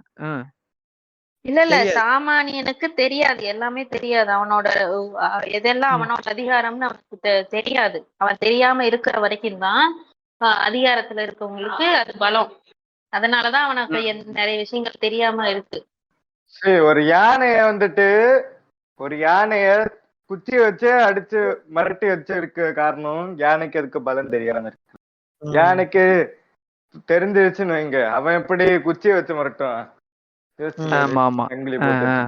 அந்த இரும்பு தங்கிலேயே அது உடைச்சிட்டு அளவுக்கு அதுக்கு பலம் இருக்கு. அதை ஈஸியா இது பண்றல, இந்த மாதிரிதான் அப்படிதான் இருக்கும். கரெக்ட். இல்ல எனக்கு இன்னொரு சந்தேகம், வட கொரியால எல்லாம் ரிவோல்ட் ஆகுமா? வாய்ப்பு கிடையாது. உள்ள உனக்கு என்ன வேலை? எனக்கு கார்ட்டூன் இருந்து பாரு. போ அவ்வளவுதான். எனக்கு கார்ட்டூன் இந்த இடத்துக்கு போடுவான் போயிருந்து பாத்து. அவ்வளவுதான், வேற என்னத்தங்க. அங்க ஓட்டு போட்டக்கு இருக்கு. எனக்கு தான் ஓட்டு போடு. ஒத்த வரல நீட்டிட்டு இதுக்கு சாய்ஸ் தரேன், ஒரு வரல தான் தருவேன், நீட்ல தான் போடுது. அவ்வளவுதான். இல்ல எதுக்கு இந்த மாதிரி கிறுக்கு குயானுங்கெல்லாம் இருக்கானுங்க, மென்டல் புண்டைங்களா இருக்கானுங்க. ஏன்னா அவன் வந்துட்டு சாதாரண ஒரு ஹியூமனு. அவனை வந்துட்டு அவன் லைஃபை வாழ விடாம நீ இப்படிதான் இருக்கணும், எனக்கு மட்டும்தான் நீ ஓட்டு போகணும், நீ இதை மட்டும்தான் சிந்திக்கணும், இதை மட்டும்தான் படிக்கணும், வேற என்ன மசரு வெட்டணும். அவன் வந்து அதான் இப்ப இது கூட பார்த்தோமே, என்சிஆர்டில இருந்து நிறைய இதெல்லாம் எடுத்திருக்காங்களே. எதுக்கு அதெல்லாம் படிக்கிறேன்? நீங்க படிச்ச அறிவு வளர்ந்துருமே, கேள்வி கேப்பியனைய படிக்காத. உனக்கு தேவையான படிப்பு என்ன? எனக்கு தேவையான வேலையை நீ செய்யறதுக்கு உனக்கு என்ன அறிவு வேணுமோ அது மட்டும் இருந்தா போதும். உனக்கு எக்ஸ்ட்ரா அறிவெல்லாம் தேவையில்லை. சமூக அறிவு வேண்டாம். அதெல்லாம் எடுத்துட்டு இவ என்ன கதை சொல்ல போறேன், சார்ல்ஸ் டார்வின் எல்லாம் சொல்லிட்டு எடுத்துட்டு இவ என்ன சயின்ஸ், என்ன ஜெண்டர் எல்லாம் உள்ள ஏத்துவாங்க. ராவணர் வந்து புஷ்பகமான அப்பயே வச்சிருந்தாரு. நம்ம அப்பயே சயின்ஸ்ல வளர்ந்திருந்தோம். அது காரி துப்புனானுங்க, ரிசர்ச் பேப்பரா கொண்டு போயிட்டான். பிரிட்டிஷ்காரன் தான் வந்து நம்மளோட அறிவியல் வளர்ச்சியை கெடுத்தான். ஏன்னா நீ அவ்வளவுதான் இருக்கு, அவ்வளவு அட்வான்ஸா இருந்திருக்க. இல்ல ஒரு நிமிஷம், இல்ல நீ அவ்வளவு அட்வான்ஸா இருந்திருக்க. இப்ப இவனுங்க சைட்லயும் கொஞ்சம் அடிப்போம், அவனுங்களையும் சேர்த்து அடிப்போம். இப்போ பாருங்களேன், இவன் சொல்றபடி சயின்ஸ்ல வந்து பயங்கரமா இருந்திருக்கும் அப்படின்னு வச்சுக்கோமே. என்னென்னமோ இருந்திருக்குன்றானுங்க. எப்படி சொல்றது, பேர் என்னப்பா, புஷ்ப விமானம் இருந்திருக்குன்றானுங்க. அதுக்கப்புறம் அனுமாரன் ஆன்ட்மேன் மாதிரி பெருசா வர்றாரு, சுருங்குறாரு, இந்த மாதிரி வில்லு. ஆமா, அதை எடுத்து இது பண்றது. அப்புறம் இன்னொரு இதுல வந்து ஏதோ மொத்தத்துக்கே ஒரு வில்ல வச்சு ஒரு இடத்தவே அவன் மந்திரம் போட்டு டவான்ல விடுவானுங்க, பாத்தீங்கன்னா அணுகுண்டு மாதிரி வெடிக்குது. இந்த மாதிரி வில்லெல்லாம் வச்சிருந்திருக்கானுங்க. இவனுங்க ஒரு நிமிஷம் முடிச்சிடலாம், வர கவுண்டர் சோழி போயிடும். இந்த பக்கம் இவனுங்க வச்சிருக்கானுங்க, இன்னொரு பக்கம் நம்ம சைடு வரும். இவனுங்க என்ன சொல்றானுங்க, இவர் அடிமுறையில் தேர்ச்சி பெற்றவர் அப்படின்னு சொல்லி ஒவ்வொருத்தரும் பயங்கரமா இது 7ஆம் அறிவு ரோஸ்ட் மாதிரி 7ஆம் அறிவுல வர்ற மாதிரி எல்லாரும் பயங்கரமா கலைகள் கற்று இருந்திருக்கானுங்க. இவனுங்க தமிழர்கள் பயங்கரமா பாரம்பரியம் வச்சிருந்திருக்கானுங்க, இப்பெல்லாம் வேற சொல்றானுங்க. ஆனா வெள்ளைக்காரன் வர மாதிரி எதுக்கு எல்லாரும் புரிஞ்சானுங்க, எல்லாம் படையெடுப்புல அழிஞ்சிருச்சுன்றானுங்க. ஓகேவா, படையெடுப்புல அழிஞ்சிருக்கானுங்க. படையெடுப்பு வந்தா நீ எதுக்கு ஆண்ட பரம்பரை இல்ல உண்மையான ஆண்ட பரம்பரை வந்த உடனே என்ன பண்ண முடியும் ப்ரோ, கைதானே கட்டி. இல்ல படையெடுப்பு வந்துச்சுன்னானுங்க, படையெடுப்பு வந்துச்சுன்னானுங்க. படையெடுப்பு வச்சு நீ படையெடுப்பு வந்தா இவ்வளவு பயங்கரமா வச்சிருந்திருக்கடா, நீ தானடா ஜெயிச்சிருக்கணும், ஏன் அவன் ஜெயிச்சான்? ஓகேவா, ஜாதியை வச்சு பிரிச்சு எங்களை எப்படி ஒருத்தனை விட்டு தானே போற புரிய வச்ச, அதுதான் போறது காரணம். நக்கிட்டு போச்சுல, முகல்ல வந்தான், அவன் வந்தான், இவன் வந்தான், கதறியல முகலாயர்கள் நம்மளை அடக்கினார்கள், கோயில் எல்லாம் தூக்கிட்டு போயிட்டான்னு. நீ ஒருத்தனை போற புரிய வச்சா பின்ன எப்படி, நக்கிட்டு தான் போகும். அதான் ஒண்ணு சேராத மாதிரி ஜாதி எல்லாத்தையும் ஜாதியை வச்சு பிரிச்சு வச்சுட்டா அவனே துண்டு துண்டாக உடஞ்சு கிடக்குறான். அவன் எப்படி ஒண்ணு சேருவான்? அதேதான். இல்ல பிரிட்டிஷ் வந்து இப்ப என்ன வச்சிருந்திருக்கான், இல்ல பிரிட்டிஷ்காரன் என்ன வச்சிருந்திருக்கான், அவன் வந்தப்ப ஒரே ஒரு இது, அது பேர் என்ன, அந்த ரைபிள் டைப்ல வச்சிருந்திருக்கான், பேன்சர் வச்சிருந்திருக்கான். அது பேன்சர் அந்த ஜிடிஏ வைசிடி சொல்லிட்டேன், டேங்க். ஓகேவா, டேங்க். அப்புறம் வேற என்னப்பா, அந்த மெஷின் கன்ஸ்லயே கொஞ்சம் அப்ப ஸ்டார்டிங் ஸ்டேஜ் வச்சிருந்த டைம் அந்த வச்சிருந்திருப்பான். அவ்வளவுதான் அவன்கிட்ட இருந்த பிஸ்டல் இல்லப்பா, மெஷின் கன்ஸ்லயே கொஞ்சம் ஸ்டார்டிங் ஸ்டேஜ்ல இருந்ததெல்லாம் வச்சிருந்திருக்கானுங்க. இதுதான் வந்து நினைக்கிறேன் ரைபிள் வச்சிருந்திருக்கான், ரைபிள் பிஸ்டல். அது போக இந்த மெஷின் கன்ஸ்ல ஸ்டார்டிங் ஸ்டேஜ்ல இருந்த இந்த அதெல்லாம் வச்சிருந்திருக்கானுங்க. அது இந்த டேங்க் அந்த மாதிரி விஷயம் தான் வச்சிருந்திருக்காங்க. இவங்க வச்சிருந்த பவர் படி பார்த்தோம்னா உலகத்தவே ஆளலாம் போல இருக்கு. யாரு இவனுக்கு சொல்றானுங்கல்ல, யோசிக்கிறான் பேர் என்ன, பிரம்மாஸ்திரம் அப்படின்னு சொல்லி ஒரு அஸ்திரம் வச்சிருந்திருக்கான். அது நினைச்சா எத்தனை பேரும். அதுக்கப்புறம் இன்னொருத்தனை சொல்லுவானுங்க, அவன் பேர் கூட ஞாபகம் பண்ணிடுதுப்பா. மகாபாரதத்துல ஒருத்தன் இருப்பான், அவன் என்னன்னா பீஷ்மர்லப்பா, மொத்தம் 3 அம்போ என்னமோ இருக்குமா அவன்கிட்ட. ஒரு அம்பு வந்து இல்லப்பா, அர்ஜுனன் இல்லப்பா, ஒரு அம்பு வந்து டார்கெட் ஆமா, இன்னொரு அம்பு வந்து எத்தனை பேர் எவ்வளவு பெரிய இடம் அப்படின்ற டார்கெட் பண்ணும், இன்னொன்னு வந்து ஃபுல்லா அழிச்சிருமா. இந்த இதெல்லாமேவும் இவ்வளவு பெரிய புளுத்தி மாதிரி பண்ணியிருக்கானுங்க. இதை வச்சிருந்தனால எவ்வளவு பெரிய இதெல்லாம் முடிச்சிருந்திருக்கலாம். அதெல்லாம் வந்து சொல்ல மாட்டேன். இல்ல இல்ல ஃப்ரெண்ட்ஸ். நீ டோரேமான் சொன்னீல, டோரேமான். ஆமாமா. அப்ப எனக்கு ஒரு கவுண்டர் இருந்துச்சு. டோரேமான் சொல்றாராம் அனுமான பார்த்து, நமக்கு வாய்த்த அடிமை மிக மிக திறமைசாலி, என்ன தொடைதான் கொஞ்சம் அகலம். இல்ல இந்த ரெஃபரன்ஸ் புரியணும்னா go to KG chemics. Okay. சரி, இப்ப நான் சொல்றேன், இந்த அரசாங்கத்துல இதுதான் வேலை. என்ன பண்ணுவாங்க, வந்துட்டு பாடப்புத்தகம் சிலபஸ் இதெல்லாம் மாத்தி அமைப்பாங்க அவங்களுக்கு ஏத்த மாதிரி. அத மாத்தினத நமக்கு வரலாறு நம்ம மறப்போம். இப்போ இருக்கிறதுல காந்தி இறந்ததை வச்சுட்டு எப்படி கொஸ்டின் எல்லாம் மாறுது பாருங்க. ஆல்ரெடி இப்படி எல்லாம் கேள்வி வந்துருச்சு. எப்படி காந்தி இறந்தது வெஸ்ட் பெங்கால்லயோ அங்க எல்லாம், காந்தி எப்படி செத்தார், அவர் கீழே விழுந்தார், அவர் என்னது அவரு சிக்கு, அப்படி இப்படி எல்லாம் ஆப்ஷன் கொடுத்து வச்சிருந்தாங்க. சூப்பர். உள்ள இப்படி ஆப்ஷன் இல்ல, கோட்சே காந்தியை சுட்ட ஆப்ஷனே இல்ல. இல்ல ஏத்திச்ச இந்த கூகுள் கூதியா இருக்கல, கூகுள் கூதியா, அந்த கிறுக்குதி என்ன பண்ணிருக்கான், நானு இண்டிபெண்டன்ட் ஃபைட்டர்ஸ் ஆன் இந்தியா அப்படின்னு போய் போட்டேன்னு வச்சுக்க, அதுல சாவர்கர் போட்டோ தான் வருது. சாவர்கரு கோட்ஸ் எல்லாம் வரானுயா. சரி விட்டுருங்க. சரி, அவுட் ஆஃப் தி டாபிக். ரொம்ப அப்படி டாபிக்ல திரும்ப இல்ல ஒரு சரி, அதான் டாபிக்ல கொண்டு வந்தேன். அதுதான் பேசி கொண்டு வந்தேன். சிலபஸ மாத்தியதான் கவர்மெண்டோட வேலைன்னு. Okay okay. இல்ல இன்னொன்னு இல்ல இப்ப இன்னொன்னு, இந்த அதிகாரத்தோட இன்னொரு முக்கியமான வேலை என்ன தெரியுமா, மக்களை ஒண்ணு திரட்டவே விடக்கூடாது. ஏன்னா ஒண்ணு மட்டும் திரண்டுட்டானுங்க, அடி உழுவுற அடி இப்படி தான் இருக்காது. அத பார்த்தோம் ஸ்ரீலங்கால. அதுவும் பார்த்தோமே. அது எப்படி தெரியுமா, லெஜெண்ட்ல நம்மால சொல்லுவாரு, இனிமே நான் அடிக்கிற அடிய எதிர்களால தாங்கவே முடியாது அப்படின்ற மாதிரி. எங்க ரெஃபரன்ஸ் எங்க கொண்டு போய் சரி விடு. அதான் இப்ப வந்துட்டு எந்த ஒரு காலத்திலயுமே மக்கள் வந்து அதிகாரத்துக்கிட்ட வந்து பணிஞ்சுதான் போயிட்டு இருக்காங்க. ஏன்னா அத அதிகாரத்தை பகைச்சுக்கிட்டா என்ன ஆகுன்றது வந்து வரலாறு நமக்கு காட்டுது. அதுதான் என்னன்னா, இப்போ வந்துட்டு ஒருத்தன் அதிகாரத்தை எதுக்குன்னு நினைச்சிட்டாலே போதும், அவன் சோழி முடிஞ்சு. கரெக்டா ஒத்துக்குவீங்க தானே? ஆமா. அவனை என்னெல்லாம் பண்ணுவானுங்கன்ட்டு நம்மளே இப்ப நிறைய இதுல பாத்துருக்கோம். இப்போ நம்ம சவுக்கு சங்கரே இப்ப கிளவுன் ஆயிட்டான். சரி விட்டுரு.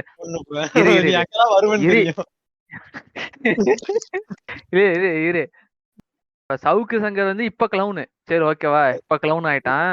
ஒரு 4-5 வருஷத்துக்கு முன்னாடி கொஞ்சம் ஓரளவுக்கு நல்லா தானே இருந்தான். நம்மளே ஃபயர் விட்டுட்டு தானே இருந்தோம். நம்மள சரி ஓகே. நான் இல்ல யாரோ எப்படி வேணா இருக்கட்டும், பட் அவன் வந்து மத்தவங்க இப்போ நிறைய பேர் இந்த மாதிரி தானே எடுத்து கேள்வி கேட்டவங்க உள்ள போயிருக்காங்க. அது உண்மைதானே? நிறைய பேர் சிஏஏ நான் சொல்றேன் சவுக்கோடு சிஏஏ சட்டம் இருக்குல்ல, அது அங்கெல்லாம் ஏத்து பேசுனதுக்கு 13 வயசு 15 வயசு பொண்ணு எல்லாம் பிடிச்சு ஜெயிலுக்குள்ள வச்சுட்டாங்க. சின்ன பசங்களை இதெல்லாம் கேள்வி கேட்டால பிடிச்சிட்டு வச்சு உள்ள வச்சு குழந்தை பிறந்ததுக்கு அப்புறமும் ஜெயிலேயே வச்சிருக்க கதையில இன்னும் இருக்கு. இன்னும் வந்தாங்களா என்னன்னு தெரியல. அப்புறம் ஒரு ஜேர்னலிஸ்ட், அவரை தூக்கி உள்ள வச்சு 2 வருஷமா. அவரு கேரளா ஜேர்னலிஸ்ட். இல்ல ஆமா இன்னொன்னுங்க, ஏங்க இந்த மாதிரி அது அதிகாரத்தை பத்தி சின்னதா கேள்வி கேட்டதான் வாச்சாத்தில ஒண்ணுமே இல்ல, எதுக்குடா அடிச்சன்னு கேட்டதுக்கு புடிச்சு இது பண்ணி விட்டானுங்க. இப்ப இல்ல இப்ப ரீசெண்டா கூட இந்த பில்கிஸ் பானு கேஸ் இருக்குல்ல, அதுல கூட சென்ட்ரல் கோர்ட்டோ இல்ல சுப்ரீம் கோர்ட் சுப்ரீம் கோர்ட் வந்து ஒரு கேள்வி கேட்டுச்சு, நீ எப்படி அவங்கள வந்து ரிலீஸ் பண்ணலாம், அந்த பொண்ணுக்கு வந்து எவ்வளவு இதா இருக்கும், நீ அவ்வளவு சீக்கிரமா ரிலீஸ் பண்ணிட்டியான்னு கேட்டிருந்தாங்க அந்த கிளை நீதிமன்றத்தை, சுப்ரீம் கோர்ட். அது வரைக்கும் கொஞ்சம் ஓகே பரவாயில்ல அப்படிங்கிற மாதிரி இருந்துச்சு. ஆனா அதுக்கு மேல எதுவும் போனுச்சா எனக்கு நாங்க எதுவும் கேள்வி போடல. ஜாலியா சுத்திட்டு இருக்கானுங்க. அதுவும் இல்லாம இந்த அதிகாரத்துக்கு சோப்பு போடுறானுங்க தெரியுமா, அவனுங்களும் நல்லா நிம்மதியா தான் இருக்கானுங்க. அவனுங்களுக்கும் அதுல பாதிப்பு வருது அப்படின்றதெல்லாம் யோசிக்க மாட்டானுங்க. இல்ல எப்படி சோப் மைனா போடுறதுன்னா எப்படி எப்படி சோப் போடுறதுன்னா இந்த அதாவது இந்த மசோதா ஏற்றும் போது நம்ம ஸ்டாலின் அங்க இல்ல, அதனால அவர் தெரியாம ஏற்றிட்டாங்க பிரபு அப்படின்னு சொல்றாங்க. அந்த மாதிரி சோப் போடுறவங்க தானே. அது ஒண்ணு இருக்குது. ஜாதி பாசம், சரி சாரி, மத பாசம் ஒண்ணு இருக்குது. மத பாசம்.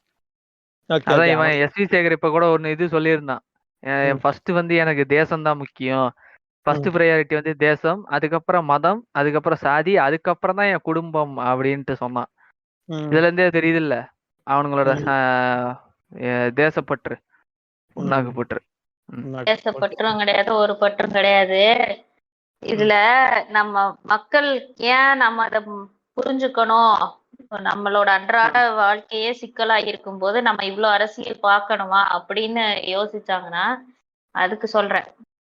ஏன் அதை தெரிஞ்சுக்கணும் அப்படின்னா, இங்க ஒரு மாச வந்து ஹேண்டில் பண்றவனுக்கு தான் பவர் அதிகம். அந்த மாஸ் தான் பவரே, மக்கள் தான் பவரே. ஒரு சின்ன நாடு இருக்குன்னு வச்சுக்கோங்க, இங்க பாரு, ஒரு ஒரு சின்ன நாடு இருக்கு, அங்க வந்து கொஞ்சம் பீப்புள்ல தான் இருக்காங்க அப்படின்னா அவனோட பவரும் பெரிய நாட்டு ஹேண்டில் பண்றவனோட பவரும் ஈக்குவலா இருக்குமானா இருக்காதுல்ல. என்னோட கேள்வியை வைக்கிறேன். அங்க சின்ன நாட்டுல அங்க கொஞ்சம் தான் மக்கள் இருப்பாங்க, அங்க அவ்வளவுதான் வருமானம் வரும், அந்த பொருளாதாரம் இருக்கு சொல்றேன். சோ அங்க அந்த நாட்டுக்கு உலக அளவுல வந்து என்ன மாதிரியான ஒரு இது இருக்கும், ஒரு பெரிய நாட்டோட பிரைம் மினிஸ்டர் போகும்போது அங்க என்ன ஒரு இது இருக்கும். ஏன்னா இங்கதானே அவனுக்கு வந்து எல்லாரும் பிசினஸ் பண்ண முடியும் இங்க. ஏன்னா அந்த என்ன சொல்றது, ஒருத்தர் பெரிய ஆளுன்னு எப்படி காட்டுறது, அவன் நிறைய பேரை ஹேண்டில் பண்ணும்போது தான் அவன் பெரிய ஆளா வரான். இப்ப வெளிநாட்டுக்காரங்களுக்கு அதிகமான கஸ்டமர்ஸ் இருக்கிற area, cheap customers, next cheap labours, இதெல்லாமே அதிகமா கிடைக்கிற இடம் நம்ம. ஓகேவா, இந்தியாங்கிறது பெரிய மார்க்கெட் பிளேஸ். ஆமா, அது ஏன்னா நம்ம இருக்கோம், இவ்வளவு பேர் இருக்கறனாலதான், மக்கள்னாலதான் இங்க வந்து அந்த இதே வருது. ஒரு கிரௌட, ஒரு நாட வந்துட்டு ஆளுன்னா ஒரு ஒரு ரேஷனலான ஒரு கிரௌட உருவாக்கி வச்சுக்கிட்டு ஒரு ஆட்சியை உருவாக்க முடியும்னா அவனால ஆட்சியில எவ்வளவு நாள் தான் இருக்க முடியும்? அவனுக்கு இதை வச்சுட்டு அந்த கூட்டத்தை வந்துட்டு, ஆனா இப்படி பண்ணலாம், அது உணர்ச்சி வச்சு அவன் தொடர்ந்து அதிகாரத்தை செலுத்திட்டே இருக்கலாம். ரேஷனலான ஒரு கிரௌட உருவாக்கி வச்சுக்கிட்டு அதுல அதிகாரத்தை செலுத்த முடியாது. அதிகாரத்தை செலுத்தணும்னா ஒரு கூட்டத்தை வந்துட்டு தேசபக்தி, மத பக்தி, ஜாதி பக்தி இதெல்லாம் உருவாக்கி விட்டுட்டு அவன் அதிகாரத்தை செலுத்திக்கிட்டே இருக்கலாம். இதுதான் விஷயமே. ரேஷனலான ஒரு ஒரு மாசம் உருவாக்கி அதிகாரத்தை செலுத்த முடியாது. ஆனா எமோஷனலா ஒரு கிரௌட உருவாக்கி அதிகாரத்தை செலுத்திக்கிட்டே இருக்கலாம். அதுதான் இத்தனை வருஷமா உலகத்துல நடந்துகிட்டே இருக்கு. ஹிட்லரு இந்த மாதிரி ஆட்கள் எல்லாம் அதிகாரத்தை உருவாக்குறதுக்கு காரணமே அந்த உணர்ச்சி, எமோஷனல் பேசிஸ்ல வந்ததுதான். ரேஷனலா இருந்தா கேள்வி கேட்பான்ல. ஆமா ஆமா, அதுதான் ரேஷனலா ஒரு கிரௌட வச்சுட்டு அதிகாரத்தை என்னது கேள்வி கேட்கலாம். ஆனா எமோஷனலா இருக்கிறவன் கேள்வி கேட்க மாட்டான். இப்ப இப்படியா தேசபக்தி போயிடும், தேசத்துக்கு நல்ல பிரச்சனை வரும் நீ கேள்வி கேட்டானா அப்படின்னு சொல்லிட்டு அவன் ஆஃப் பண்ணிடலாம். பட் இவனை அப்படி ஆஃப் பண்ண முடியாது, அவன் அதிகாரத்தை செலுத்த முடியுமே. இதுதான் விஷயமே. எமோஷனலா ஒரு கிரௌட உருவாக்கி வச்சிருக்கான் நாடு ஃபுல்லா. ஒரு நாள் பாரு, இவனுக்கு அதே என்னது பின்விளைவை வேற மாதிரி போய் முடியும். இவனே தூக்கி போட்டு அறிவானுங்க இந்த கிரௌடு உருவாக்கி வச்சிருக்க கிரௌட். அப்படி அவனுக்கு எதிராகவே ஒரு நாள் திரும்பும். அவ்வளவுதான் சொல்லிட்டேன். அதாவது ரெண்டு மோனம் இருக்கிற கத்தி மாதிரி. அக்னி பார்த்தாலே தெரிஞ்சுல, அவன் புல்டோசரை எரிச்சுட்டான்ல கடைசியில. நீ புல்டோசரை வச்சுதானே எல்லாத்தையும் இடிச்சு ஓட்டு வாங்கிட்டு இருந்த, அவன் புல்டோசரை கடைசியில எரிச்சுட்டான். அந்த மாதிரி ஆக போகுது. நீங்க சொல்லுங்க. இப்போ ஒரு ஒரு மதம் சார்ந்தோ இல்ல இனம் சார்ந்தோ பொதுவான ஒரு குரல் வைக்கிற போது அதுக்கான இது கிடைக்குது இல்ல. இப்போ ஒரு மதத்தை வந்து இப்போ இது அதுக்கு எதிரா பேசுனா இவ்வளவு பேரு பிரச்சனை பண்ணுவாங்க, இவ்வளவு மக்கள் அதை சார்ந்து இருக்காங்க, அதுக்கான குரல் எழுப்புவாங்கன்னு பயந்து தானே அதை பத்தி பேசாம இருக்கும். அதே விஷயத்த ரேஷனல் விஷயத்துக்காக, ரேஷனல் தாட்ஸுக்காக, அறிவு சார்ந்த விஷயங்களுக்காக, நம்மளோட மக்கள் நலன் சார்ந்த விஷயங்களுக்காக மக்கள் ஒன்னா சேர்ந்து குரல் எழுப்புனா எப்படி கேட்காம போகும் அதிகாரம்? வேற வழி இல்லைல்ல, கேட்டுதானே ஆகணும். அந்த ஒண்ணு சேர விடக்கூடாதுன்றதுக்காக யூஸ் பண்றப்படுற ஆயுதங்கள் தான் மதம், இனம், மொழி, பிளா பிளா பிளா எல்லாம் எக்ஸ்ட்ரா எல்லாம். அவன் ஊர் தானே, உனக்கு என்ன? இப்ப ஏதோ ஒரு ஊர்ல நடந்தா அதுக்கு நமக்கு என்ன உட்கார்ந்து இருக்கிறது? இப்ப இந்த மதன் கௌரி, இந்த கூப்பம் எல்லாம் இந்த இருக்குல்ல, இது எங்க நாடு ப்ரோ, நாங்க பாத்துக்கிறோம். அவன் பாக்காதனால தானே அவன் கேக்குறான் கேள்வி. அத புரிஞ்சுக்கணும் நம்ம. நம்மளோட வாய்ஸ் வந்து ஏன் ஒன்னா ஒற்றுமையா ஒரு விஷயத்துக்காக ஒரு இருக்கணும் அப்படின்னா அப்பதான் அதை அச்சீவ் பண்ண முடியும். அப்பதான் வந்து அதிகாரத்தோட பலத்தை எதிர்த்து உள்ள நம்மளோட குரல் கேட்கும் அப்படிங்கிறது தான் ஒரு யதார்த்தம். ஒரு பிரஸ் மீட் நடத்தியே பல வருஷம் ஆகுது. அங்க கூட தாலிபான் கூட ஒரு பிரஸ் மீட் நடத்தினான். அந்த பன்னாடை என்ன பண்ணி வச்சிருக்கானுங்க? இல்ல இப்போ அந்த தாலிபான்ஸ் வந்துட்டு எப்படியோ வந்துட்டு புடிச்சிட்டானுங்க, நாட்டை புடிச்சிட்டு அதுக்கப்புறம் அவனுங்க ரூல்ஸ் போட ஆரம்பிச்சிட்டானுங்க மக்களுக்கு எதிராகவே. அதாவது இவன் மதத்துல என்ன சொல்லியிருக்கு இதை மட்டும் பாரு, இவன் வேற எதுவும் பண்ணாத, டிவில நீ ஆங்கர் இது பண்ணா கூட புர்கா போட்டுட்டு வந்து ஆங்கரிங் பண்ணு அப்படிங்கிறது. கண்ணு கூட தெரிய கூடாது, ஐலைனர் வைக்க கூடாது, ஆமா ஆமா கண்ணு தெரிய. ஆமா. பொண்ணோட பொம்மை இருக்க கூடாது, அதே தூக்கிட்டு போயிட்டாங்க. பொண்ணோட பொம்மை கூட இருக்க கூடாதா? ஐயோ. ஆமா, மாடல்ல பொம்மை கூட இருக்க கூடாதா? பிகாஸ் அல்லாஹ் இஸ் வாட்சிங் யூ. பொம்மையை பாத்துட்டு இருக்காரு. ஆமா, பொம்மைய கூட பாத்துட்டு இருக்கானா? அவன் எவ்வளவு பெரிய கொடூரனா இருப்பானோ என்னத்தைய. இது கார்த்தி படத்துல ஒருத்தர் வருவார்ல, இது காஸ்மோரா படத்துல வில்ல, அந்த சிலைய கூட பாத்துட்டு இருப்பான்ல, அந்த மாதிரியா? ஆமா ஆமா. வந்துட்டு கையில கிடைச்சிருச்சுங்கிறதுக்காண்டி என்னெல்லாம் ஆட்ட முடியுமோ அந்த அளவுக்கு ஆடினானுங்க. சும்மாலாம் இல்ல, பேருக்குதான் அமைதியுமா. இன்னும் ஆடிக்கிட்டு தான் இருக்கானுங்க. அமைதி மார்க்கம். அதான் அமைதி மார்க்கம் ப்ரோ. அப்புறம் என்ன, பெண்களுக்கு பாதுகாப்பு அளிக்கும் ஒரு மார்க்கம் அப்படின்லாம் பெண்களுக்கான முற்போக்கை அளிக்கும் ஒரே மார்க்கம். என்ன முற்போக்கு? அதான் அப்படின்னு சொல்லிட்டு பாதுகாப்பு கொடுக்கறது யாரு கிட்ட? அவன் மதத்தை ஆண்கள் கிட்ட தானே. அவங்க மதம் வந்துட்டு நல்லது தானே சொல்லி கொடுக்குது. அப்ப ஏன் அவங்க கிட்ட பாதுகாப்பு வேணும்? எதுக்கு அதெல்லாம்? இல்ல இப்போ இவனுங்க வந்துட்டு இந்த அதிகாரம் கையில கிடைச்ச உடனே அவனுங்க ஒரு எக்ஸ்ட்ரீமான ஒரு விஷயத்த வச்சுக்கிட்டு இருக்கானுங்க. அது இந்த அதிகாரன்ற ஒரு விஷயம் கையில கிடைச்ச உடனே என்ன பண்ணிட்டானுங்க, ரொம்ப ஓவரா இதை சேச்சுரேட் பண்ற அளவுக்கு அந்த ஒரு விஷயத்த இனிமே நாம மட்டும்தான் இப்படி பண்ண ஆரம்பிச்சிட்டானுங்க. அதுவும் இல்லாம இன்னொன்னு இப்ப என்ன பண்ண ஆரம்பிச்சிட்டானுங்க, இப்ப இந்த ஸ்கூல் பொண்ணுங்கெல்லாம் படிக்கவும் கூடாது, படிக்கிறதா புர்கா முதல்ல வந்துட்டு புர்கா போட்டுட்டு வந்து படிங்க அப்படின்னானுங்க. அதுக்கப்புறம் நீ படிக்கவே வேண்டாம், நீ வீட்டுக்கு கிளம்புச்சு, சாரி ஸ்கூலை விட்டு வீட்டுக்கு கிளம்பு அப்படின்னு சொல்ல ஆரம்பிச்சிட்டானுங்க. அதான் பேசிக்கா சொன்ன மாதிரி படிப்பறிவு இருக்கு, அதிகாரத்தை எடுத்து கேள்வி கேட்கணும்னா படிப்பறிவு இருக்கணும், அது இல்லாம முதல்ல பண்ணிக்கிட்டு இருக்கானுங்க. அதுக்கப்புறம் வந்துட்டு ஏதாவது எதிர்த்து கேள்வி கேட்டா அவனை வந்துட்டு தண்டனை கொடுக்கறது, வெட்டுறது, கொல்றது, இந்த மாதிரி வேலையெல்லாம் பண்ணிக்கிட்டு இருக்கானுங்க. கம்யூனிஸ்ட் தோழர்கள் நினைச்சாதான் திருப்பி வருது. அதிகாரத்தை அமெரிக்க அதிகார வர்க்கத்தை தூக்கி போட்டு மிதித்தார்கள், அல்லல் போட்டு மிதித்தார்கள், தூக்கி கொண்டு சென்றார்கள் எல்லாம் பயிரிட்டு இருந்தாங்க. யாரு இல்ல இப்ப அங்க என்ன நடந்துட்டு இருக்கு? இது கம்யூனிஸ்ட் தோழர்கள் இவன் தாலிபான் ஜெயிச்சதுக்கு, ஆட்சிக்கு வந்ததுக்கு பேஸ்புக்ல அதெல்லாம் வைரல் ஆயிட்டு இருந்து. எந்த கம்யூனிஸ்டுங்க? இந்தியன் கம்யூனிஸ்டா இல்ல அங்க இருக்கிற பேஜஸ்? இது ஒரு மீம் பார்த்தேன், என்ன போட்டிருந்தாங்க, என்ன இந்த பேர் என்ன வழக்கமா வருது சொல்லுவானுங்கல்ல, பெண்கள் என்பவர்கள் சர்க்கரை மாதிரி, ஆண்கள் என்பவர்கள் எறும்பு மாதிரி மூஞ்சுக்கிட்டே இருப்பானுங்கன்னு சொல்லி இந்த போடுவானுங்கல்ல. பச்சை பாய் ஒருத்தர் போட்டிருக்கேன், கீழே ஒருத்தன் போய் கமெண்ட் போட்டிருக்கான், சக்கரை இனிக்கிற சக்கரை அதுல உனக்கு என்ன அக்கறை அப்படின்னு சொல்லி பாட்டு எழுதிட்டு அது என்ன கீழே ஒரு வசனம் இது போட்டு அல்லாஹ் 1.02 அப்படின்னு ஏதோ ஒண்ணு போட்டு வச்சிருக்கான். இது திருக்குறான் திருக்குறான் திருக்குறான் திருக்குறான் போட்டு இந்த இது போட்டிருக்கான். நேமும் ஒரு பச்சைங்க நேம் தான், கமெண்ட்டும் சர்க்கசம் பயங்கரமா அடிச்சு வச்சிருந்தாங்க. நல்லா இருந்துச்சு பார்த்துட்டு சிரிப்பு. சர்க்கசம் மட்டும் பீக். சக்கரை இனிக்கிற இது சக்கரை தாலிபான் பார்த்தானா என்ன நினைப்பான், செத்துறானோ. Taliban wants to know your location now. அதான் தமிழ் தெரியாது, அது அடுத்த அது வேற பிரச்சனை. சரி ஓகே முடிச்சிடலாமா? ஓகே. இப்ப ஃபர்ஸ்ட் அப்ப ஏமில இருந்து ஸ்டார்ட் பண்ணுவோம். ஏமி உங்க இறுதி கருத்தை சொல்லிருங்க. ஏமி.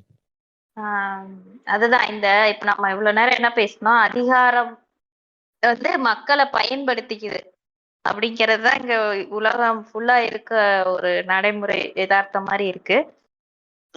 இந்த பேக் டு 12 hours மேட்டர் வந்தோம்னா, இந்த அதிகாரத்தை பத்தி கேள்வி கேட்கறதுக்கோ சிந்திக்கிறதுக்கோ டைம் அண்ட் எனர்ஜி இல்லாம எப்ப பாரு நம்ம வேலையோ நம்ம அன்றாட வாழ்க்கை அன்றாட தேவைகளை தேவையே நமக்கு பூர்த்தியாகாம இருந்தா நம்ம எப்படி அதிகாரத்தை எதிர்த்து கேள்வி கேட்டுட்டு உட்காந்து அதை பத்தி தெரிஞ்சுட்டு படிச்சுட்டு உட்காந்துருப்போம். நம்ம வாழ்க்கையே இங்க டெய்லி இருப்போமோ போலமோன்னு இருந்தா எப்படி நம்ம இதெல்லாம் கேள்வி கேட்போம்? அதுக்கான ஒரு அதை நோக்கி நம்மள ஓட வைக்கிறதுக்கான ஒரு யுக்தி தான் இதுவும். என்னென்ன வழிகளை எல்லாம் இந்த மக்களை வந்து இது பண்ணி அவங்கள வந்து வெறும் சாப்பாட்டுக்கும் அன்றாட தேவைகளுக்குமே ஓட வச்சுட்டு இருக்க முடியுமோ அந்த அளவுக்கு அதிகாரமும் இந்த கார்பரேட்டுகளும் சேர்ந்து ஓட வைக்குது. அதனால இந்த 12 hours எதிராக குரல் கொடுக்கறத நம்ம வந்து நிறுத்தக்கூடாது அப்படிங்கிறத கேட்டுக்கிறேன். நான் என்ன சொல்றேன், இந்த அதிகாரம் இருக்கணும்னா மக்கள் இருக்கணும். பட் மக்களை வந்துட்டு சிந்திக்க விட்டோன்னு வைங்களே, அவனால அதிகாரத்தை செலுத்திட்டு இருக்க முடியாது. அதை சிந்திக்க விடாம தடுக்கிறதுக்கு தான் இந்த சக்திகள் எல்லாம். என்னது மதம் ஜாதி இதை வச்சுட்டு இது பண்ணி வச்சுட்டு இருக்கிறது. சிம்பிள், ஒரே தெருவுக்குள்ள வெரைட்டி எல்லாருமே கலந்துட்டோன்னு வைங்களே, பிரச்சனையே இருக்காது. அவன் சூஸ் பண்ற தலைவன் பொதுவான ஒருத்தனா வெளியில வருவான். இப்போ எல்லாரும் சேர்ந்துகிட்டு ஒரே இதுக்குள்ளே இருந்துகிட்டு இருந்தோம்னா குண்டு தட்டிக்குள்ள குதிரை ஓட்ட கதை மாதிரிதான் இருந்துகிட்டே இருக்கும். சோ என்னன்னா, அந்த மீறணும்னா ஒண்ணுதான் இருக்கு, படிச்சு முன்னேறணும், படிச்சு நம்ம ரேஸ் நல்லா ஆகணும். இல்லைன்னா படிச்சுக்கிட்டு இது பண்ணிட்டு ஏதாவது கேள்வி கேட்ட அட்லீஸ்ட் கேள்வியாவது கேட்கணும், அரசியல் பத்தி தெரிஞ்சுக்கணும். அரசியல் ஒரு சாக்கடை, நான் அதுக்குள்ள போக மாட்டேன், அரசியல் எல்லாருமே வந்துட்டு திருடனுங்க, எல்லாருமே இப்படிதான் அப்படின்னு சொல்லிட்டு இருந்தோன்னு வையே, கடைசி வரைக்கும் நம்ம இருந்துகிட்டு என்னது 12 hours போய் ஊம்பிட்டு இருக்க வேண்டியதுதான். விட்டால 12 hours போ பேரு அரசியல் சாக்கடையாமே, உன் வாழ்க்கைய டிசைட் பண்ணிடுச்சு 12 hours. என்ன பண்ணுவேன்? அவ்வளவுதான். 12 hours கொண்டு வந்தனா உனக்கும் ஒரு டிக்டேட்டர்ஷிப் இருக்கிற ஒரு கண்ட்ரிக்கு வித்தியாசம் இல்லாம போயிருந்தா, தயவு செஞ்சு திங்கக்கிழமை மீட்டிங் இருக்குன்றீங்களே, திங்கக்கிழமை மீட்டிங்ல ஒழுங்கா அந்த மசோதாவை கேன்சல் பண்ணிட்டு இருக்கிறவனுக்கு பேசிக் ஏத்து. அவன் பேசிக்கே கம்மியா இன்னும் இருக்குதான் செய்யுது. இப்ப விலைவாசி பண்றலாம் ஒவ்வொன்றும் இந்த மோடிஜி கவர்மெண்ட்ல எங்கெங்கயோ போயிட்டு இருக்குது. 56 inch எதையே ஏத்திக்கிட்டு இருக்கான் ரேட்டு. பெட்ரோல் பூண்டா 103 விற்கிது. சும்மா போய் எதை வாங்கினாலும் ஒரு ரேட்டு. அன்னைக்கு நார்மலா எதான ஒரு ஜிஎஸ்டி போடுறோம்னா 18% ஜிஎஸ்டிங்கிறப்ப என்ன பிரைஸா போயிட்டு இருக்குது. அவனுக்கு இந்த பேசிக் வச்சு பத்துமா அப்படிங்கறதெல்லாம் நினைக்காம டைரக்டா 12 மணி நேரம் மட்டும் வேலை கொடுத்துட்டு அதே பேசிக் பத்தி எதாவது பேசுனீங்களா? வாய் திறந்துடா. ஒவ்வொருத்தனுக்கும் பேசிக் கண்டிப்பா தேவை. அதெல்லாம் திறக்க மாட்டேன் ப்ரோ, நான் தான் 3 நாள் லீவ் தந்தேன்ல. நீ வேற அந்த 3 நாள் லீவ் எப்படி என்னால முடியலையா, அதை வேற சொல்லி வெறுப்பேத்திட்டு இருக்க 3 நாளா நீங்க. ஓகே, இந்த பேசிக் சேலரிய வந்து அதை ஏத்துறதை பத்தி ஏதாவது யோசிங்க. இந்த 12 மணி நேரத்தை குறைச்சிட்டு நார்மல் டைமுக்கு இப்போ இருக்கிற 8 மணி நேரத்துக்கு வச்சாலும் சரிதான். இல்ல என்னால ஒரு மணி நேரத்தை குறைக்க முடியும், 7 hours குறைக்க முடியும், 7 hours வை. உனக்கு வந்து கார்பரேட்டுக்கு நீ ஊம்பி விடணும் அப்படின்னு நினைச்சனா ஊம்பிட்டு போயிதான், ஒன்றும் பண்ண முடியாது. அடுத்து வந்து சங்கி வந்து உட்காந்துட்டு ஆடுவான், பாத்துக்க. நாளைக்கேவும் என்ன பண்ணுவானுங்க, இவன் வந்தா 12 மணி நேரம் வச்சுட்டான்ல, அவன் ஒரு அஜெண்டா, அவன் ஒரு அடுத்த தடவை பிரச்சாரம் பண்ணுவான், நாங்க வந்தா 6 மணி நேரமா ஆக்குறோம் அப்படின்பான். அவன் நாளைக்கே பிரச்சாரம் பண்ணுவான். நீ அவனுக்கு அடுத்த எலெக்ஷன் வந்து அவன் உள்ள வந்துருவான். சிம்பிளா வந்துருவான். ஒண்ணுமே வேண்டாம். ப்ரோ நீங்க அது அப்படி மாதிரி பேசாதீங்க ப்ரோ. பிஜேபி உள்ள வந்துரும் ப்ரோ. இல்ல கிட்டத்தட்ட அப்படி இல்ல. இப்ப இவன் பண்றது கிட்டத்தட்ட அப்படித்தான் இருக்குது. இவன் இப்ப நம்ம இத வந்து அவன் பண்ணானா நாளைக்கு பிரச்சாரம் பண்ணுவானா மாட்டானா? பிஜேபி இத வச்சு பண்ணுவானா மாட்டானா? இவன் பண்ணுவான். அவன் தான் மசாலே. இவங்களே அதை வச்சுதானே பிரச்சாரம் பண்ணாங்க. இல்ல ஏமி. அது வந்து நமக்கு தெரியுது. நார்மல் பொதுமக்களுக்கு தெரியுமான்னு கேக்குறேன். தெரியாது, அதுதான் சொல்றேன். கண்டிப்பா பிரச்சாரம் பண்ணுவான்னு தான் சொல்றேன். அதேதான் சொல்றேன். அந்த பிரச்சாரம் பண்ணி அதை வச்சு அவன் உள்ள வரதான் ட்ரை பண்ணுவான். இன்னும் கொஞ்சம் பர்சன்டேஜ் ஏறும். நான் 8 மணி நேரம் ஆக்குறேன் உனக்கும்பா. இன்னும் 6 மணி நேரம் கூட ஆக்குறேன்னு சொல்லுவான். அவன் என்ன வாய் பொழுது என்ன வேணாலும் விடுவான் அவன். இது இன்னும் என்ன சொல்லுவான், இன்னைக்கு 2 தொகுதியா இருக்கு, நாளைக்கு 6 தொகுதி ஆகும், 7 தொகுதி ஆகும். என்ன பண்ணுவ? மொத்தமா புடிச்சு போயிருவான். அரசியல் ஒரு சாக்கடை ப்ரோ. எனக்கு கூறி 12 மணி நேரம் ஒன்ன ஊம்ப விட்டுறான். போய் படித அரசியல் என்னன்னு தெரிஞ்சு வச்சுக்க. இல்ல திமுக காரன் ஊபி சொல்றானா, நான்லாம் சாக்கடைக்குள்ளேயே ஒரு மாமாவங்க கூடு கட்டி வாழ்ந்த வித்தைக்காரன். அவன் பல வருஷமா நான் எந்த ஆக்ஷனும் எடுக்க முடியாத நிலைமை நின்று இருக்கேன் ப்ரோ. என்ன பண்ண? இல்ல நான் உனக்கு கடைசியா சொல்றேன். இப்போ என்னன்னா, இப்போ மக்களுக்காண்டிதான் அதிகாரம் இருக்கு, அதிகாரத்துக்காண்டி மக்கள் கிடையாது. இந்த வேலைக்காரன் படத்துல வர டயலாக் தான். அவன் வந்தா மாறிடும், இவன் வந்தா மாறிடும் உட்கார்ந்து இருந்தா எதுவும் மாறாது. நீ கேட்டாதான், நீ கேள்வி கேட்க ஆரம்பிச்சாதான் இங்க எதுவும் மாறும். சிவகார்த்திகேயன் நீங்களா? This is Amy Karthikeyan. Siva Sandy. சரி விடுங்க. கவுண்டர் ஸ்கிப் பண்ணிட்டு அந்த டயலாக்ல இருக்க உண்மை மட்டும் சிந்திச்சு பாருங்க மக்களே.